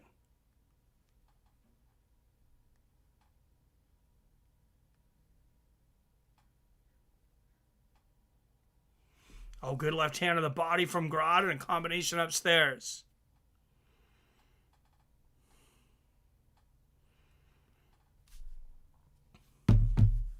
Oh, what a 1-2 from Oswell. And there's the 1-2 upstairs and another left hand. Oswell's hands are incredible right now. Incredibly accurate. Right hand right on the chin from Oswell. There's another 1-2. Grad maybe came out a bit over-aggressive for this match. It's a good left hook there from Oswell. A lot of experience in both these guys' resumes. Good body kick there from Grad. Oh, nice counter left hook there from Grad.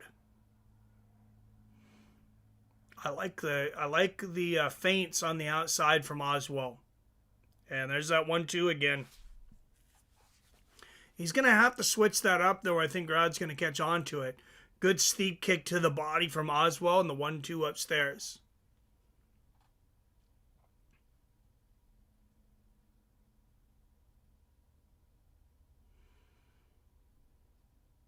If Grad throws a sneaky left uppercut right when Oswell throws that jab, he might catch him.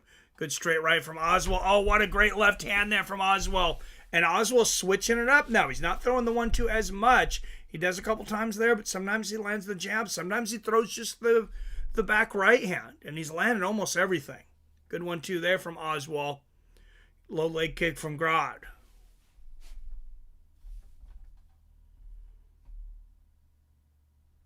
And there's a good low leg kick from Bogdan. A left hook upstairs from Oswell. Grad almost lands that spinning back fist. That was close. Good jump left hook there from Grad. Left hand from Oswell.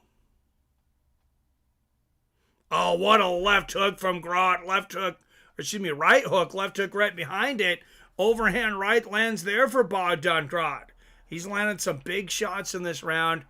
There's a great oblique kick from Grad. Right hook to the body from Oswell and the left hand upstairs. Oh, I love the way Grad does that little spinning attack and then a little extra back fist at the end. Good counter right and a 1-2 from Oswell. Spinning elbow attempt from Grad, blocked from Oswell. A minute left in the first.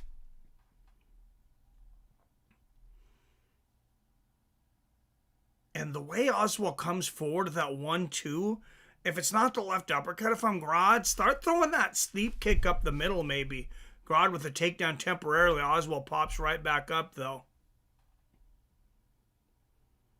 And Grad going for a guillotine fence back to the cage. I don't think he's got anything here with this. You see significant strikes very close between these two. 31-27 Oswell.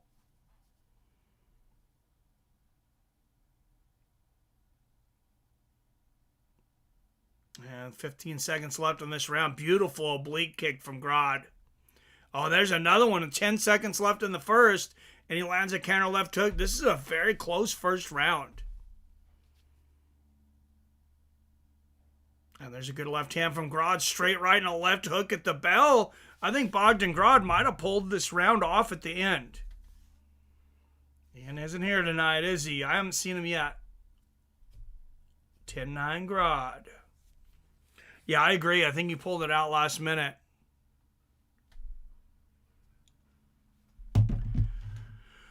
All right, let's go in the corners, round 2.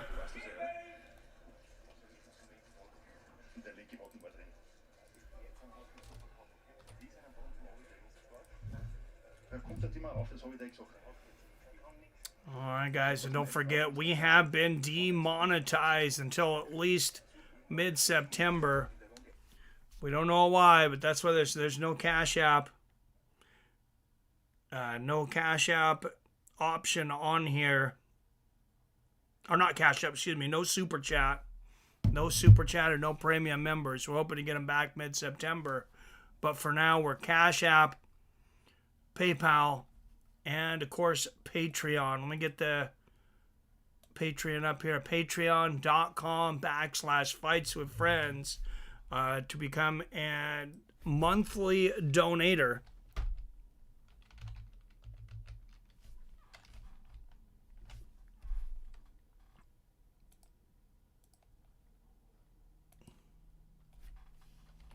Good inside leg kick there from Aswell.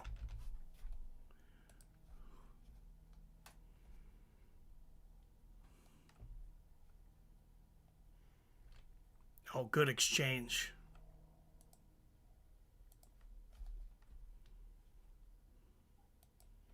Straight right and a left hook there from Grad.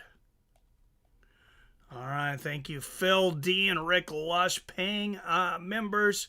PBR Street Gang, former paying member, free members.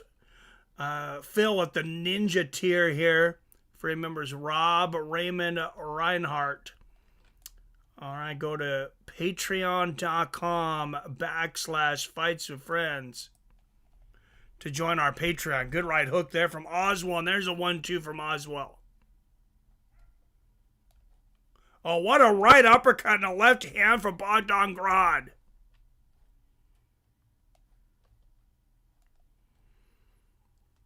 Back and forth and around we go. Good 1-2 there from Grad. What a battle.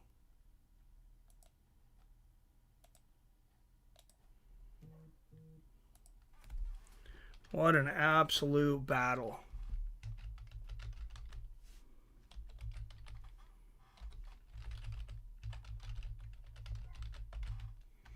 It's patreon.com/fightswithfriends. I mentioned that's the new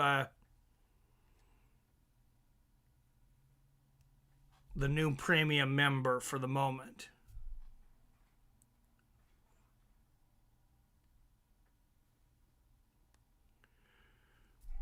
And thank you, Amber Fithian, with the Cash App donation. Good jab and right hook there from Grad. $5 donation from Amber. Thank you very much, Amber. Good 1-2 there from Oswell. That brings us up to $8 for the night. Oh, beautiful oblique kick there from Grad.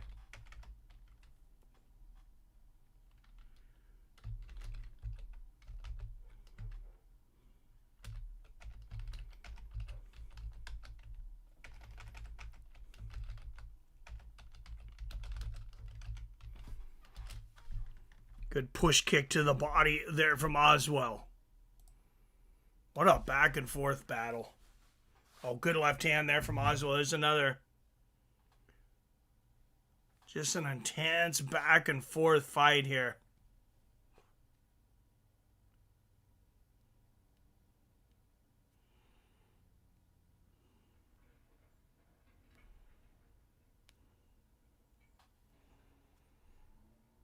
When we talk politics or drugs on here, does that demonetize you?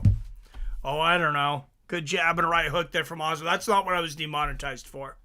Good right hand there from Oswell. They said unoriginal content, which I have no idea. 3-punch combination upstairs from Oswell.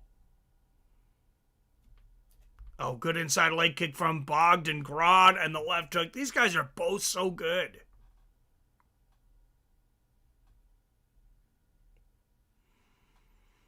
Oswell outlanding Grad by almost 10 strikes this round so far, though. This round seems to be going in his favor. But Grad gets the takedown. We'll see if he's able to do any damage here. Oswell pushes the hips out, keeps his back up against the fence. Continues to land little pop shots up against the fence. Couple little slaps. Couple of good pop shots there from Grad. We'll see if Oswell is able to break and get back to the center of the cage. Yeah, I don't worry too much about that stuff, Jim. Good knee to the body from Grad to break that up. There's a good left from Oswell. And another. Grad might be getting a little tired here, though. Oh, big right hand from Bogdan Grad. And Oswell's cut above his left eye, or right below his left eye, excuse me. Good left hook to the body from Oswell. Seconds left in the round. Oh, big body kick from Grad and another right hand. And the flurry at the end of the round might have got up for him again. That is a very close round. Some of this work early. That jab of Aswell really is one of his main weapons. Beautiful setup for his right hand. I mean, that was about as perfect as it gets. A 1-2-1 there. And then here it gets I got it 2018 for Bogdan Grad. Might have to read the rules in Department, Mike, so this doesn't happen again to you, buddy. Oh, I've read them, and they won't tell me what I violated, Jim. I think I've finally figured it out, though. This is it, contract time. Yes, contract time, baby.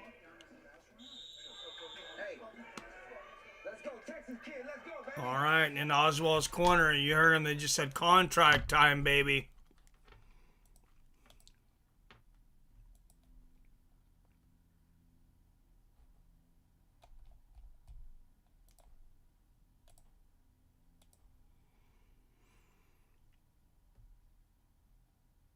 All right, round 3 coming up.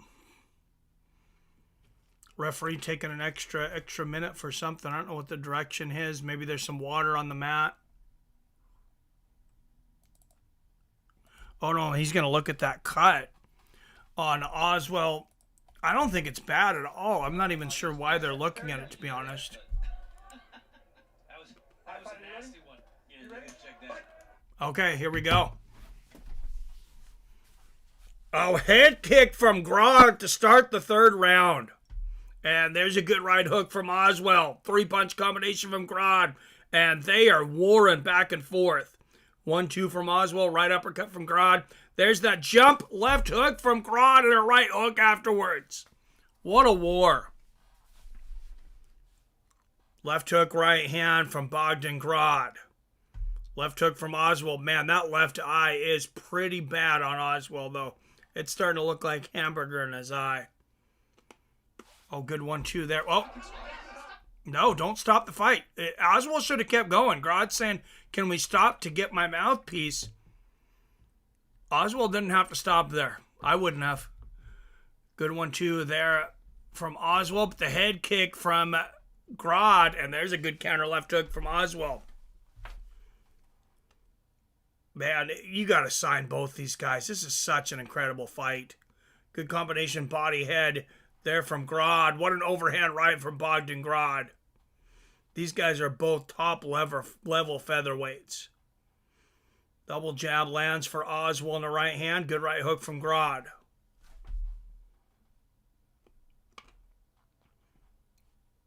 Oswell staying busy. I think he's pretty tired, though. Good jump left hook from Grad. And there's the left hand right on the temple from Grad and the right hand to the body. Straight right there from Oswell. Oh, nice right uppercut from Oswell. I don't think he's hurt Grad this whole fight, though. What a chin Grad's had. Jump right hook from Grad. And Grad's going to shoot for the takedown. Good sprawl so far there by Oswell, but he's running out of runway up against the fence here. Oh, and look at this veteran move. Grad hooks the heel of Oswell and sits down on his leg and straightens it out.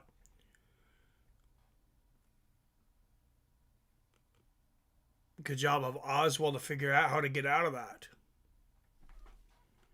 And back to the body lock. These guys are exhausted now. Think they'd have a section on rules or something? Except us guessing what he did wrong. They are butt wipes. Thank you, Amber. Yes. Halfway through the third. Good left hook there from Oswell. Oh, and a big body kick from Grad. Straight right from Oswell. What a fight. Oh, and they exchange big hooks there. And there's a 1-2 from Oswell. Left hand upstairs from Grad. And the push kick to the body and overhand right from Grad. Just when you think you've seen such an incredible fight on Contender Series, you get a better one. What an amazing series. Good left hook from Oswell. Grad answers. Oh, what a right hand from Grad. Oswell with the right hook on the temple. 145 left in this fight. Both of these guys fighting on adrenaline right now. Oh, what a big right hook from Oswell. Grad lands a right hook. Dana's got to be going nuts right now. There's a good right hand from Grad. Both guys are cut up and bloody. Nice left hook from Oswell. And there's the 1-2. Man, what a fight. And Grad shoots for the takedown again. And a beautiful sprawl from Oswell. But Grad with the second effort. Now Oswell getting behind with his hips on the outside. We'll see if he decides, no, he's not going to take it down. Combination to the body. Right uppercut, left hook down there. Oh, a spinning elbow from Bogdan. Grad lands right on the temple, and they are still going. There's a right hook to the body from Oswell. What a war. Could we get a fight of the year candidate from Dana White's Contender Series? 1-2 from Oswell and a push kick to the body. Oh, man, what a right hook there from Oswell. Both these guys look like they're ready to go. Good left hand there from Oswell. You see significant strikes, literally even to the strike in rounds 1 and 2. Good left hook there from Oswell and a big overhand right from him. Oswell dominating the third, though. Oh, and Grad with the head kick. And he shoots another takedown. Oswell able to stop it once again. But a big right hook there from Grad at the bell. What a fight. And Dana White standing up. I wish this one was 5 rounds. What a war. Man.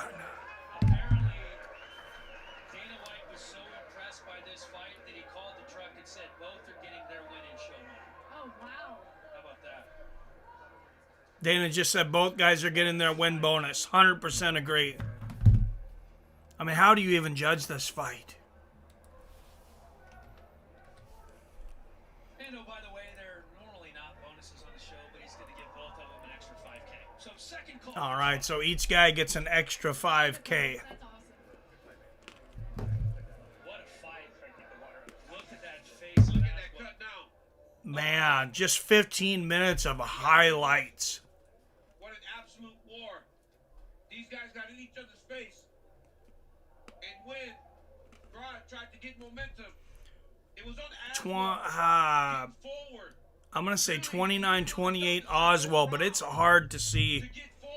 It's easy to see this fight going either way. This shows about guys that want to be here, that are willing to leave it all out on the octagon floor. Both of these guys had tremendous performances. This is the moment. All right, main event up next, guys. They both went out there and laid it out on the line. Blood, sweat, and tears. When you get the standing ovation from the boss, it does not get much better than that. Look at these significant strikes, both over the century mark. The only thing Aswell didn't do was kick. 129 to 111. It doesn't matter. When you can perform that way, when you show how much Man, it means to you to get it I'm pretty sure most of these guys are going to get both of these guys are going to get contracts too.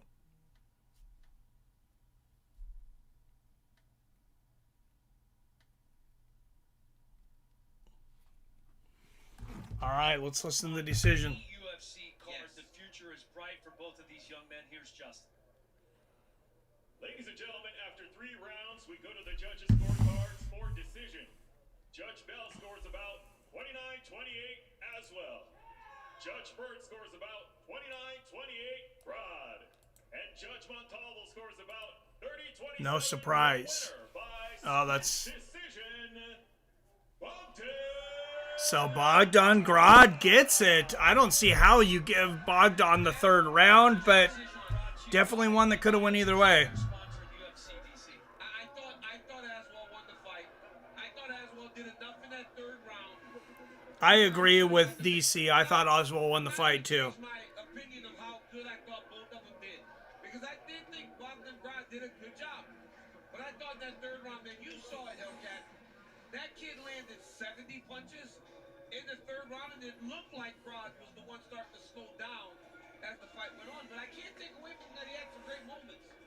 But I don't think he won that fight. They both had good moments, and I said... Yeah, I agree. I thought Michael Oswell won the fight. Very close. Doesn't happen very often. It's only happened a handful of times. Yeah, Grad's talking to Dana. He gets a contract. We've seen 2 fighters.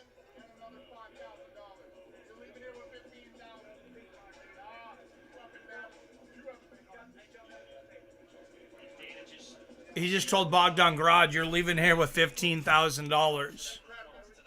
He's, I'm giving you 10 to show up and a $5,000 bonus. That's awesome. And he said, Dana, you have a great heart. Dana said, no, you have a great heart. Awesome moment there.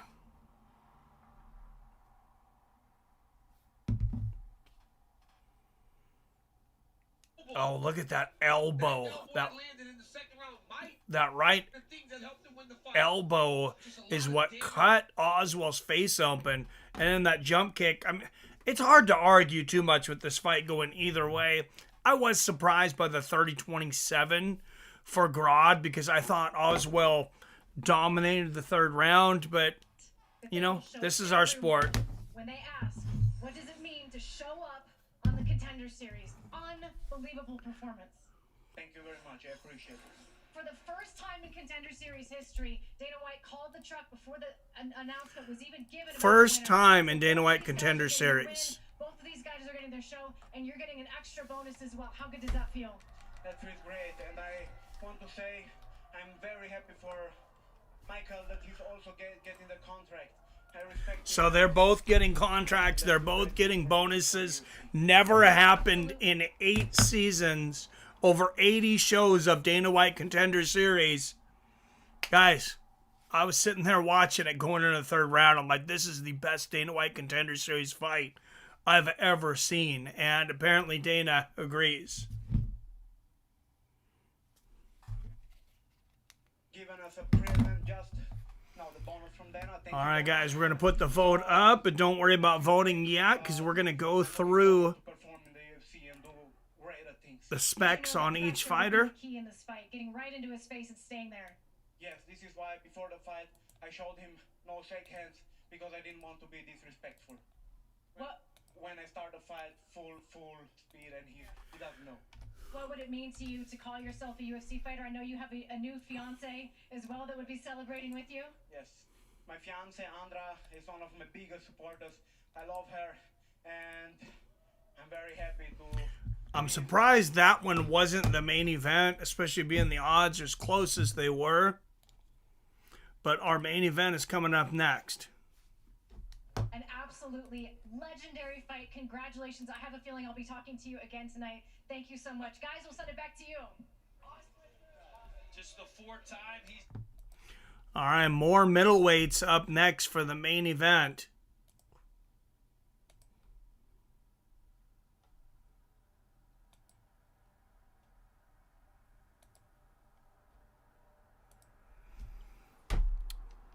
And Andrey Pulyaev, 8-2-5 first round finishes, taking on Liam Anderson.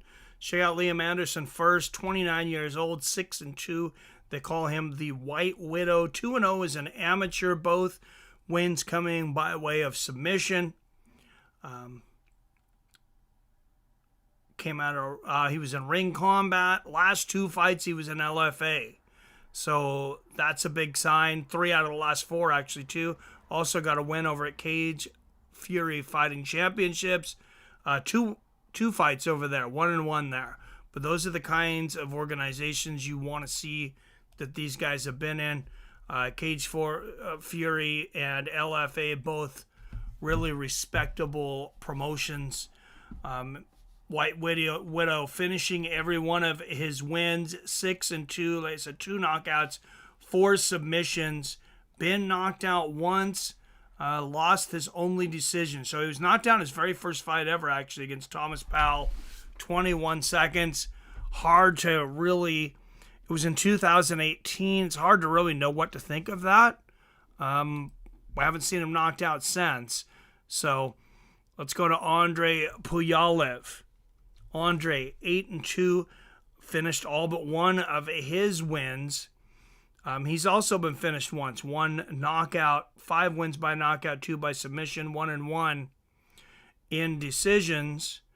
Was fought in Wellmaker Fighting Championships his last fight. Not a lot of recognizable promotions. Got 2 in over in see, most of these are in Wellmaker Fighting Championships. I didn't even know that was a thing.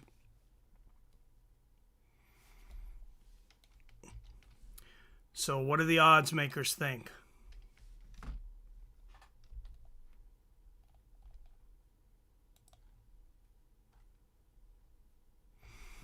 All right, Liam Anderson, big favorite, -245. Pulyaev, +200 underdog. All right, I don't know if that's enough to make a decision from, guys, but if you want to vote, vote.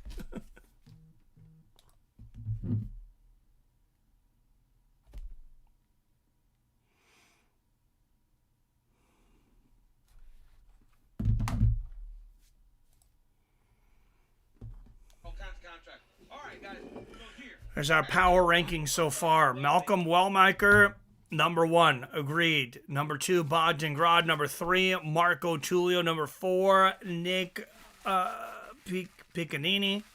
Notables, Jack Duffy and Michael Oswell. I believe Dana said Oswell and Grad will get a contract. So in Contender Series history, both of these guys laid it all out on the line. Bogdan Grad was able to dig deep and get a victory. Marco Tulio, that spinning back kick finish under the pressure that he was under to perform was amazing. To come back here after not getting the contract, do it better next time, bud. He came back, he did absolutely that. And then number 4, I got Nick Piccininni. Nick Piccininni was in a very, very, very competitive fight. In fight 1 against Jack Duffy. Look, when I got Notable on the bottom, you guys know I don't like to give contracts, but I got Jack Duffy and Michael Aswell. Dan Helly said, there have been times in 2 fights tonight where both guys get contracts. That happened in the fight with Piccininni and Duffy. That happened in the fight with Grad and Oswell. Nobody tonight should be disappointed in what they did out there because these fights have been amazing. All these athletes. Totally agree with Daniel Cormier on that. Just amazing fights so far.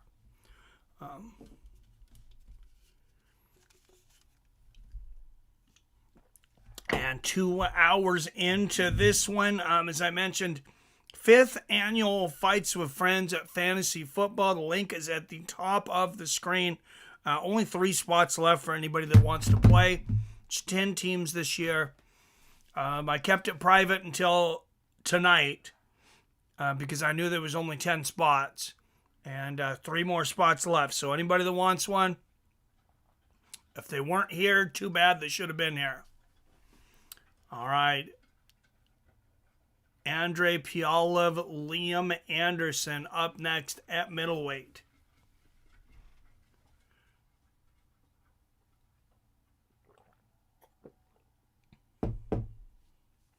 I'm going to take a quick restroom break, guys, and we'll be back for the main event. How's the voting going?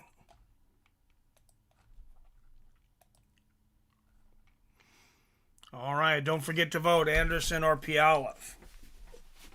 Right back.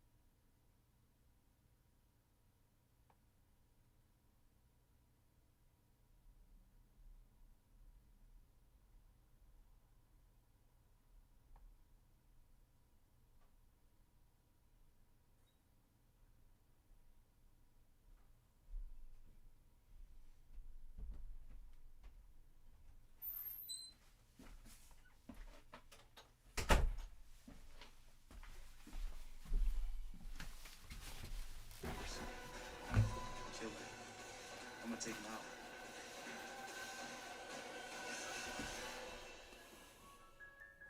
Ну, это значит цель, мечта, то есть конечный итог, грубо говоря. All right, this one I don't think it'll be as close. I've said that tonight. Pretty much every fight's been close. Liam Anderson, 2.5 to 1 favorite.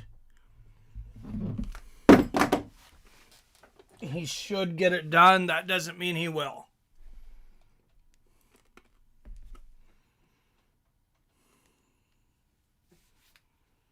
Started wrestling when he was 15 years old, did Pulyaev.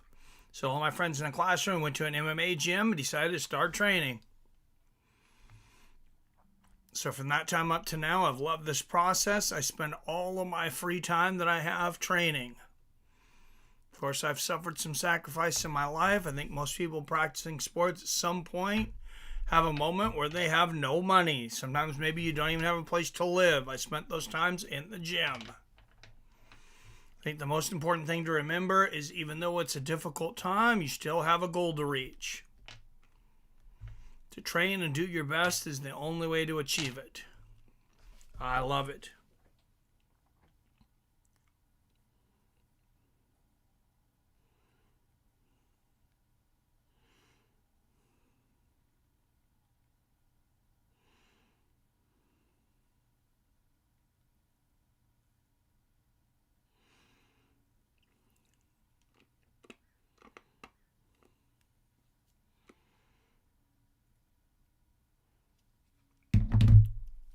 All right, guys. Andrey, Pulyaev, Liam Anderson. Here comes Liam Anderson, Rochester, New York. With a knockout loss, his second fight was a rematch with the same guy. In New York, so I don't know if he trains with Longo Serra or with somebody else over there. I think our buddy Luke Kumo is over there by Rochester. I know he's been training with a lot of guys.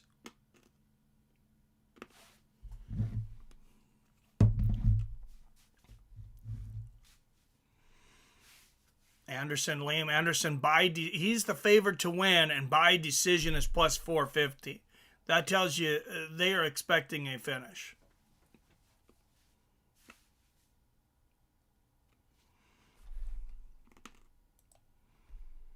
Let's see if I can find you guys a prop that I like. Pulyaev, 5 finishes and 8 wins. Finished all 6 of his wins for Liam Anderson.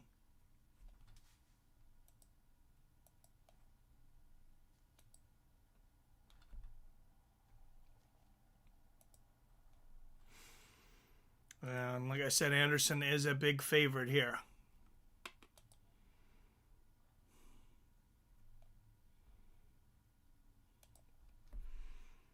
Andrey Pulyaev from Chita, Russia, making his way to the cage.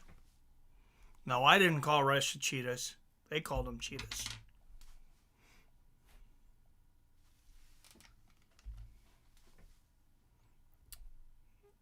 All right, last fight of the night. Apparently you can bet on time of finish. Wow. Fight to be won between 0 and 59 seconds of first round. Plus 850. Well, we haven't seen that in a while on here. Andrey Pulyaev, 4-fight win streak. Finished 7 of his 8 wins. 5 knockouts, 2 submissions. Master of sport in MMA. I think that's a Russian thing. I think that's kind of like a black belt to them. There's no black belts in MMA.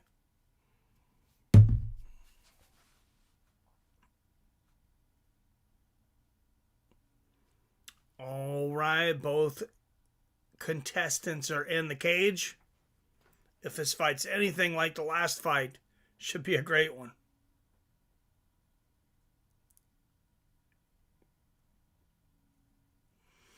Teletape, Liam Anderson, 3 years older at 29. Andrey Pulyaev, 1 inch taller at 6'4". He'll have a 3-inch reach advantage at 78.5 inches. Pulyaev, I said the plus 205 dog. Liam Anderson, a minus 250 favorite. I would take Anderson by finish. Oh, good oblique kick there to start things off from Pulyaev. Anderson stalking immediately, though. Oh, another great body kick there from Anderson. Or, excuse me, from Pulyaev. Good inside leg kick from Anderson. Pulyaev trying to take advantage of Anderson's aggressiveness and lands a good 1-2 there.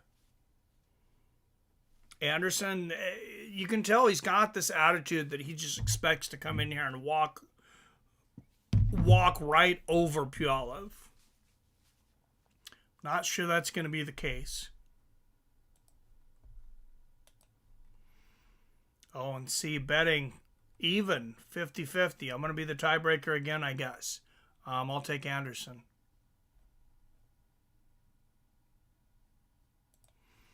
And we lost the last pick, even though I didn't agree with the decision. 39-28. Let's see if we can get our 40th win tonight. And Anderson shooting for the takedown here. Good defense here from Pulyaev. Nice elbow there. Right on the ear of Anderson. There's another one.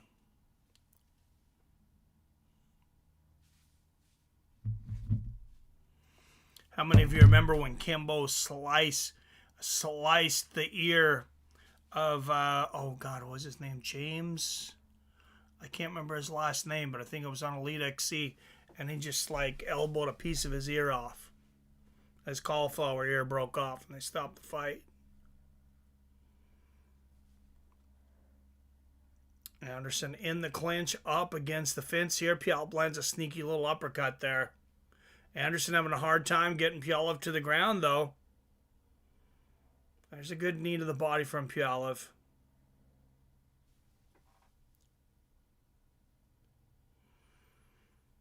Honestly, I like breaks when we have these clinches up against the fence and there's not much going on. I think Peterson should break this. If anything, because the judges really, like, how do you judge this? Oh, big right hand there from Anderson. He might have hurt Pulyaev. Good body kick from Pulyaev. Inside leg kick from Anderson. There's Pulyaev again with that oblique kick. And a low leg kick. He's got some whipping kicks. Oh, good left hook to the body from Anderson. Anderson seems like the bigger fighter, too. I wonder if Pulyaev has fought at welterweight before. Good oblique kick and a 1-2 from Pulyaev. Good left hook from Anderson. And there's the left hook to the body from Pulyaev. Left hand upstairs. And we got another barn burner here, seemingly. There's a good body kick. There from Anderson.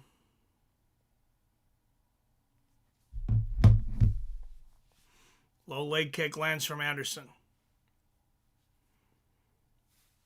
Oh, Pulyaev caught that oblique kick attempt from Anderson. Lands a left hand in the corner. Oh, what a counter right and another left from Pulyaev. Pulyaev's got hands. And there's a good left hand to the liver. The low leg kick. And Anderson's offense a bit stifled here. I don't know where the blood on his left arm is coming from. Oh, it looks like it's coming from his forehead. Good little leg kick there from Pulyaev, who's really turned this round around. Good right hand there from Andrey Pulyaev.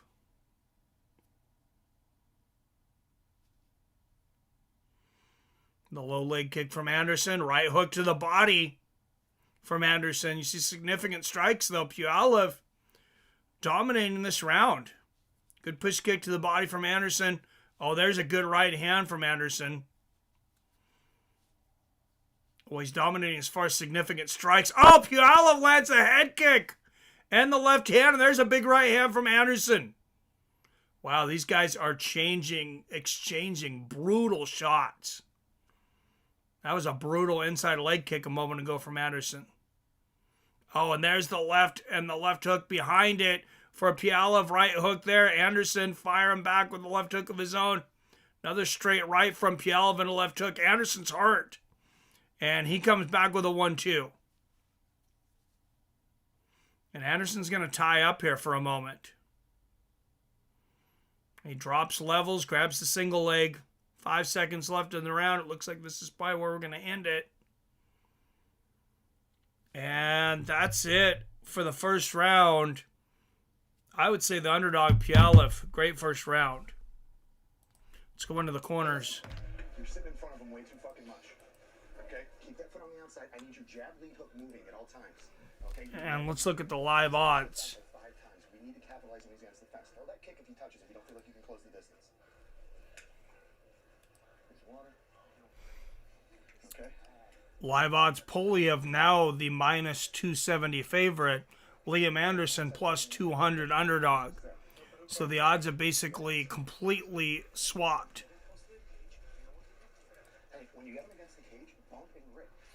You never know till they get in there. Kicking game of Pulyaev that's being highlighted here early in this fight. A body kick there, right to the liver side of Anderson. You know he didn't like that, and then goes for the head kick. Beautiful setup. I don't mind betting on Liam Anderson at plus 200 though either. That is not odds I thought that we were going to be able to get coming into this fight. I also didn't think Andrey Pulyaev would be putting up that kind of first round, though. Good inside leg kick from Anderson to start out the second, and a big oblique kick. Pulyaev answers with an oblique kick. Oh, and a 3-punch combination upstairs for Pulyaev. He seems to be judging the range better than Anderson in this fight. Good push kick to the body from Anderson. Oh, a nice little counter left hook from Pulyaev. It's a little more defense right now from Pulyaev as well. And I said, I feel like Anderson came in overconfident. He had that style and just like that demeanor that he thought he was going to walk over his opponent. And that's definitely not going to be the case tonight.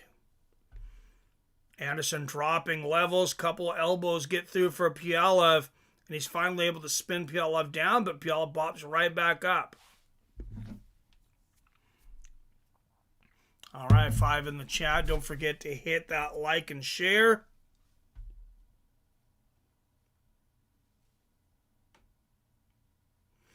Can we get our 40th win on picks this season? Sitting at 39-28. What's up, King James? Thought Anderson was favored. He was to begin with. Now the live odds have swapped though. He was a fairly big favorite. Pulyaev is a minus 345 favorite now, plus 250 on Liam Anderson. Oh, nice elbow there from Anderson. Plus 300 now on Liam Anderson.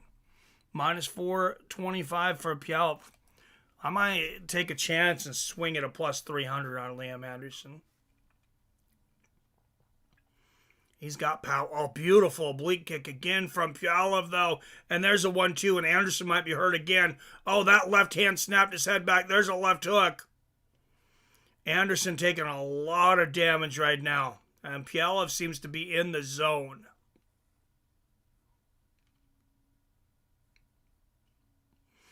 Oh, great knee and a left hook upstairs there from Pulyaev.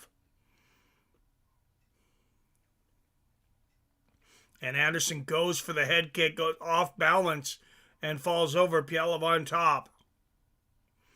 Halfway through the second.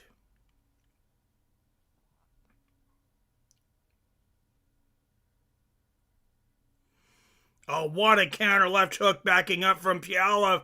And a 3-punch combination, double uppercut from him. There's the left hand from Anderson. Oh, what a combination from Pulyaev. Anderson's ready to go. Right hook and a left uppercut from Pulyaev, and Anderson holds on. He is hurt badly with just under 2 minutes left in the second. And there's a brutal left elbow from Pulyaev. Man, he's going to have to separate Anderson from his consciousness to finish this fight, though. He's a tough dude. Anderson with a left elbow of his own. Back to the center of the cage. Can Pulyaev finish this here? Oh, good 1-2 from Pulyaev. And there's the oblique kick again. Anderson is still hurt. Steep kick to the body from Pulyaev. Mixing it up. Lands a good leg kick.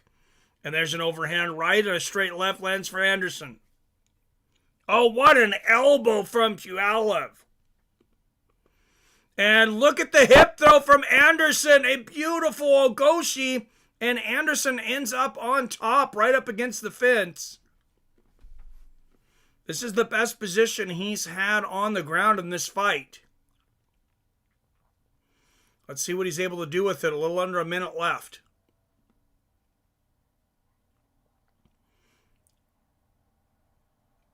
Anderson is suffocated a little bit here from the fence. I'm sure he would have liked to have landed just a little further away from it, but he is looking for a head and arm here. This is not a bad position for a head and arm attempt with 30 seconds left.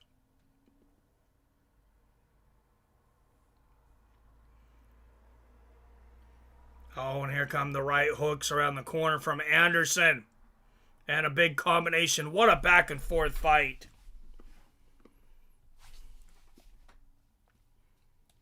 And let's check in on the live odds now. Wow, minus 1,050 in favor of Pulyaev. And Anderson finished that with a beatdown. Yes, please, give me plus 550 on Liam Anderson right now. Are you kidding me? That was beautiful.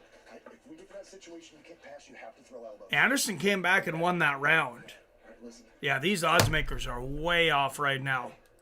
I need you to double jab and cross your way in. You're letting him against the cage, and you're letting him off too much. And you gotta stay outside that fucking foot. The only time he's popping you is when you're on center line. Hope you wash your hands after you go potty. Never. Keep your hands up. Hey, Only when I pee. Why would you wash your hands after going number 2?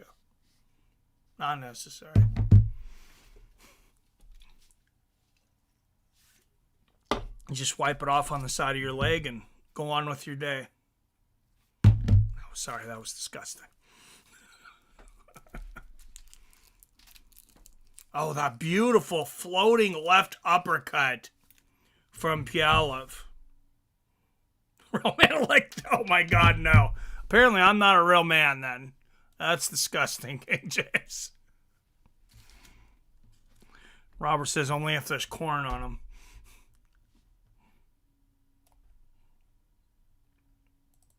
And you guys wonder why we always scare all the women away. Good exchange of oblique kicks to start the third. Good, nice left hand there from Anderson. I have this 19-19.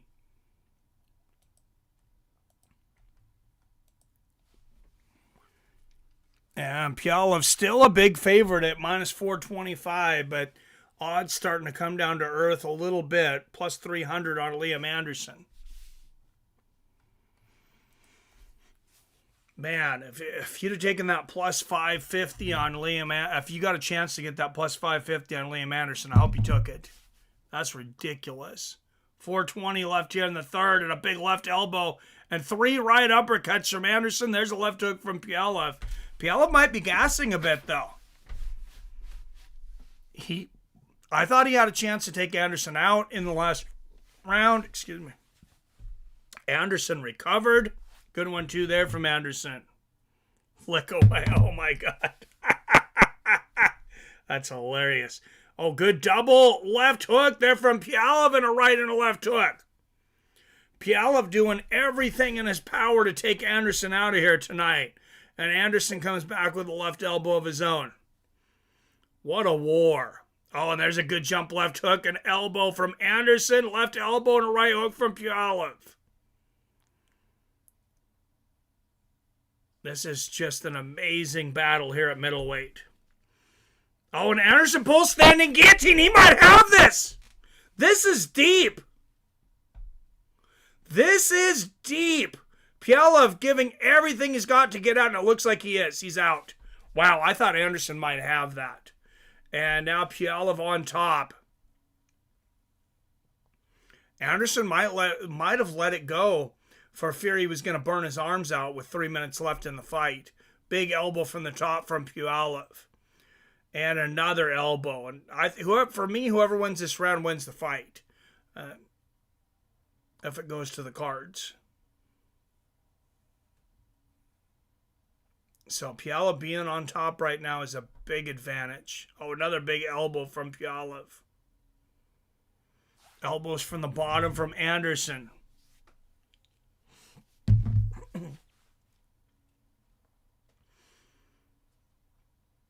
Anderson, 2 more elbows. There's one from Pulyaev. Pulyaev throwing up the high rubber guard there for a moment. Unable to get anything going, though. Oh, another good left hook from the top from Pulyaev. What a fight. Someone needs to donate at least $2 to Mike. That $8 up there is bugging me. Good elbow there from Pulyaev. I agree, Amber. Somebody should donate $92 and make it an even 100.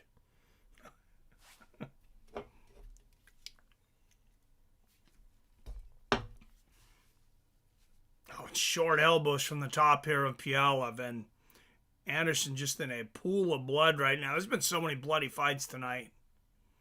First 2 weeks, not a lot of blood in Contender Series. This week's made up for it. Man, there's some strenuous battles this week. Pulyaev is really, he's exhausted. Look at the amount of strikes he's landed, though. Almost 2-1 against Anderson here. Oh, and Pulyaev going for a submission here. He shoved himself from the bottom, was going for a triangle choke. Not able to get it. Now Anderson on top. We'll see what he's able to do. I don't know why he took the body lock there. I think he could have moved to his left leg over and possibly took hooks in. Oh, he's got hooks in now, though. He decided to go for choke first, hooks later. We'll see if it works out for him. And I don't think he's going to get this because Anderson's too far to his right-hand side. Even though he's got hooks in, it's going to be hard to pull off an RNC. He should have just turned to full mounted and tried to pound him out there. Instead, he gives up position. Pulyaev reverses him and ends up on top. I really think Anderson probably needed a finish here. Good left hand and an elbow there from Pulyaev.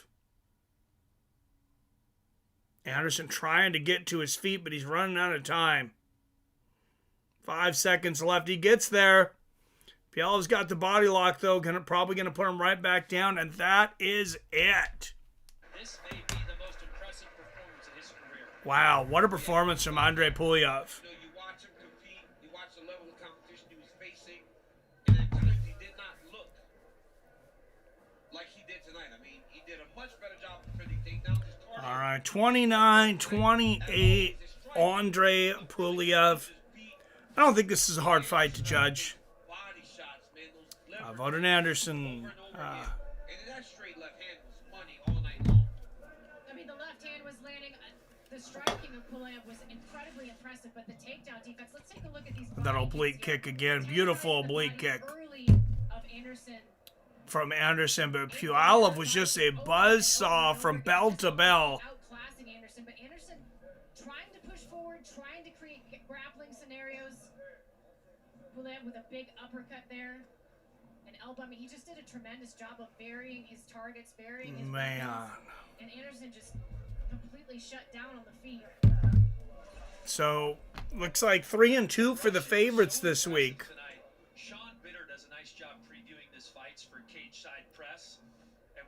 About Pulyaev, the one thing he said was that liver kick. We certainly saw that here tonight. Let's send it to Justin. Ladies and gentlemen, after 3 rounds, we go to the judges' scorecards for decision. All 3 judges score the contest 30-27 for the winner. Oh, wow.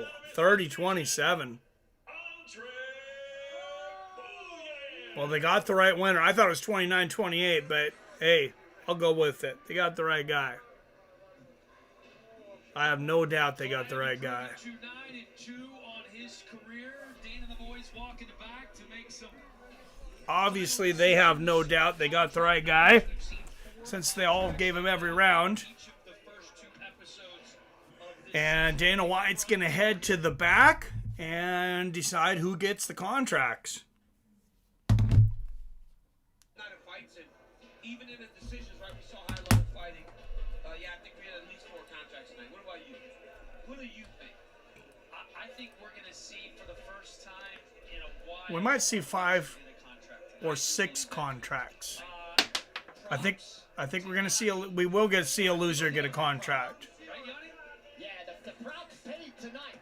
My 3 props didn't pay as well as this one, because this one paid really well. Malcolm Wellmeyer to get it, win by K. Andrey Pulyaev by decision tonight was plus 700. I'm sure someone wow. has that bet. And then Bogdan Grad. When he was plus 205, as you take a look at what is coming up next Tuesday night here on Dana White's Contenders Series. 12-0 Austin Bashi taking on Tommy McMillan, who is 6-0 with 6 first. All right, Siakam KO versus Igor Cavalcante next week. This guy Siakam Young. Literally his last name is now KO. Featured middleweight bout. I may have been the only one to pick Pulyaev in poll. Possibly. What an amazing fight, amazing performance. DC and I were talking about it tonight. That is the best that you have ever looked. Oh yeah, we lost another one though, 39 and 29.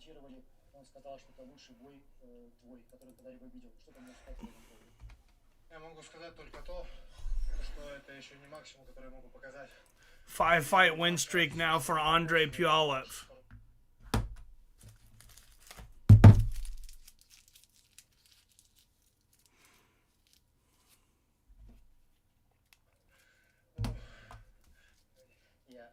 Well, it's I didn't show the top of my abilities today. I'm capable of much more. And the guys whom I train with, they're way more tougher guys than me in my gym. Well, if he's capable of more than that, that's pretty impressive. That was a lot. He showed us a lot tonight, I felt. You can sign them all, and they will do great over here. Well, it certainly was a mean performance tonight. You completely outclassed him on the feet. Did you know that the body kicks would be a big part of this performance tonight, this win?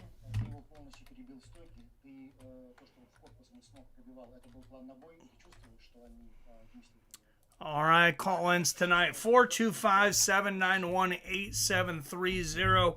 Or waiting for Dana White to make his decisions on contracts. Anybody that wants to call in, say anything about the fights tonight, the fights last week, fights coming up, maybe the Sphere. Give us a call here, and there will be no fight. Well, I don't know yet about Saturday. There'll be no UFC this Saturday. Right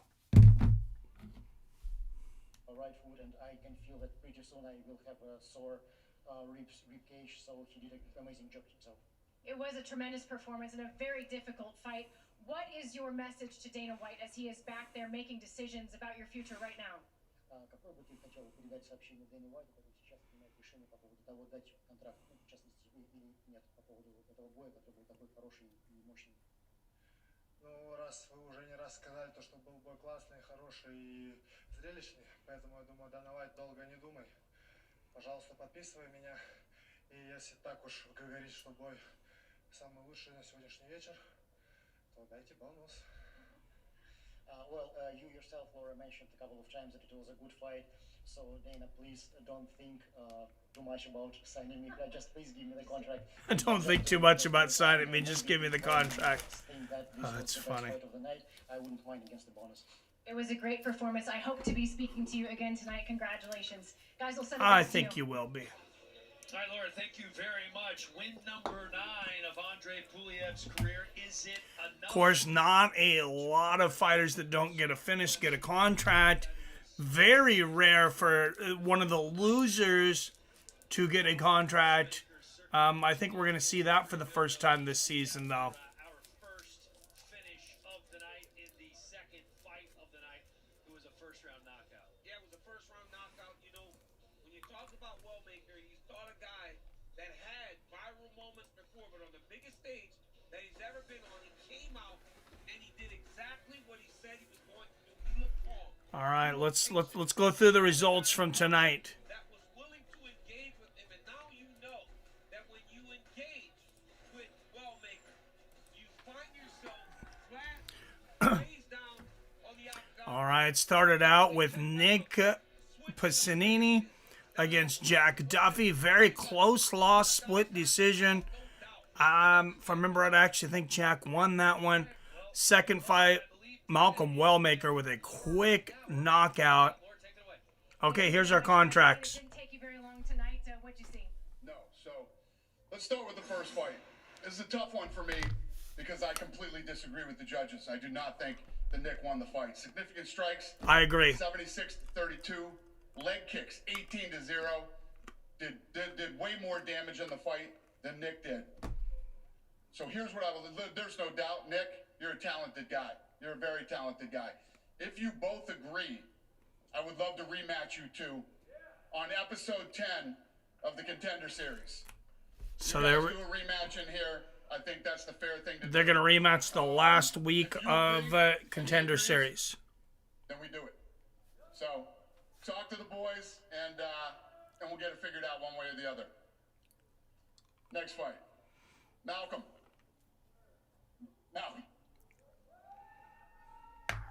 Malcolm, when you come on the Contender Series, that's what you do.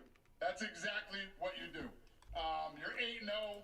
You got 4 knockouts, 2 subs, and you're 30 years old. Time to get busy here. Get your ass over here. You're in the UFC. All right, Malcolm Wellmaker. UFC.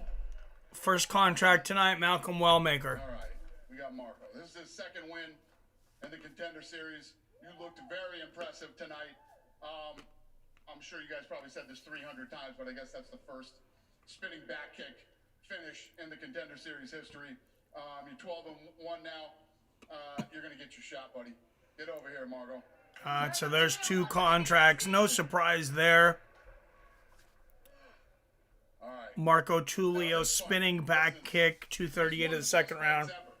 In the history of the Contender And here we go. I agree. You guys were both dogs. Incredible fucking fight. I gave you guys both your win, show and win, and I gave you both a bonus. You both have a bright future in this sport. You're definitely in the UFC, and Michael, as soon as he's healed up, Sean Shelby said if anybody falls out, Michael's going in to the UFC too. So congrats to both of you. Bogdan, Grad, welcome to the UFC. Andrey even over there yet? I don't think so. He won't understand a word I'm saying anyway, so it doesn't matter. I'll tell you what I liked about Andrey. I think this kid's got a really good fight IQ. You know, every time Liam would switch that leg up, he'd kick that leg. Just did all these little things right that I really loved. And, yeah, I'm excited to see what this kid can do. He's only 26 years old. And, yeah, I think he's got a bright future. Let's see what happens. Andrey Pulyaev, welcome to the UFC. He just sat down. Dana, talk to me about the decision. All right, Pulyaev gets a contract. When did you come up with that idea? Halfway through the show, because I'm sitting there and I'm thinking, I don't think that Nick won the fight. And remember, I said that I didn't think he won it either. Tough kid. He's undefeated. I thought the fair thing to do was do a rematch instead of coming in here and telling him no. Go fight another fight outside the UFC and come back. Why not just do this fight again? It was a great fight. You know, it was a well-matched fight. They both have similar records, and if they both agree, we just do this fight again. Well, we look forward to hopefully. And I think if we have another fight like that, Dana will just sign them both. Consecutive week, 4 So, contracts. to me, that tells you Dana White is not thinking about getting rid of the flyweight division at the moment because he's still having flyweights on the Contender Series. So, let's look at tonight's results here real quick. We'll go over what happened.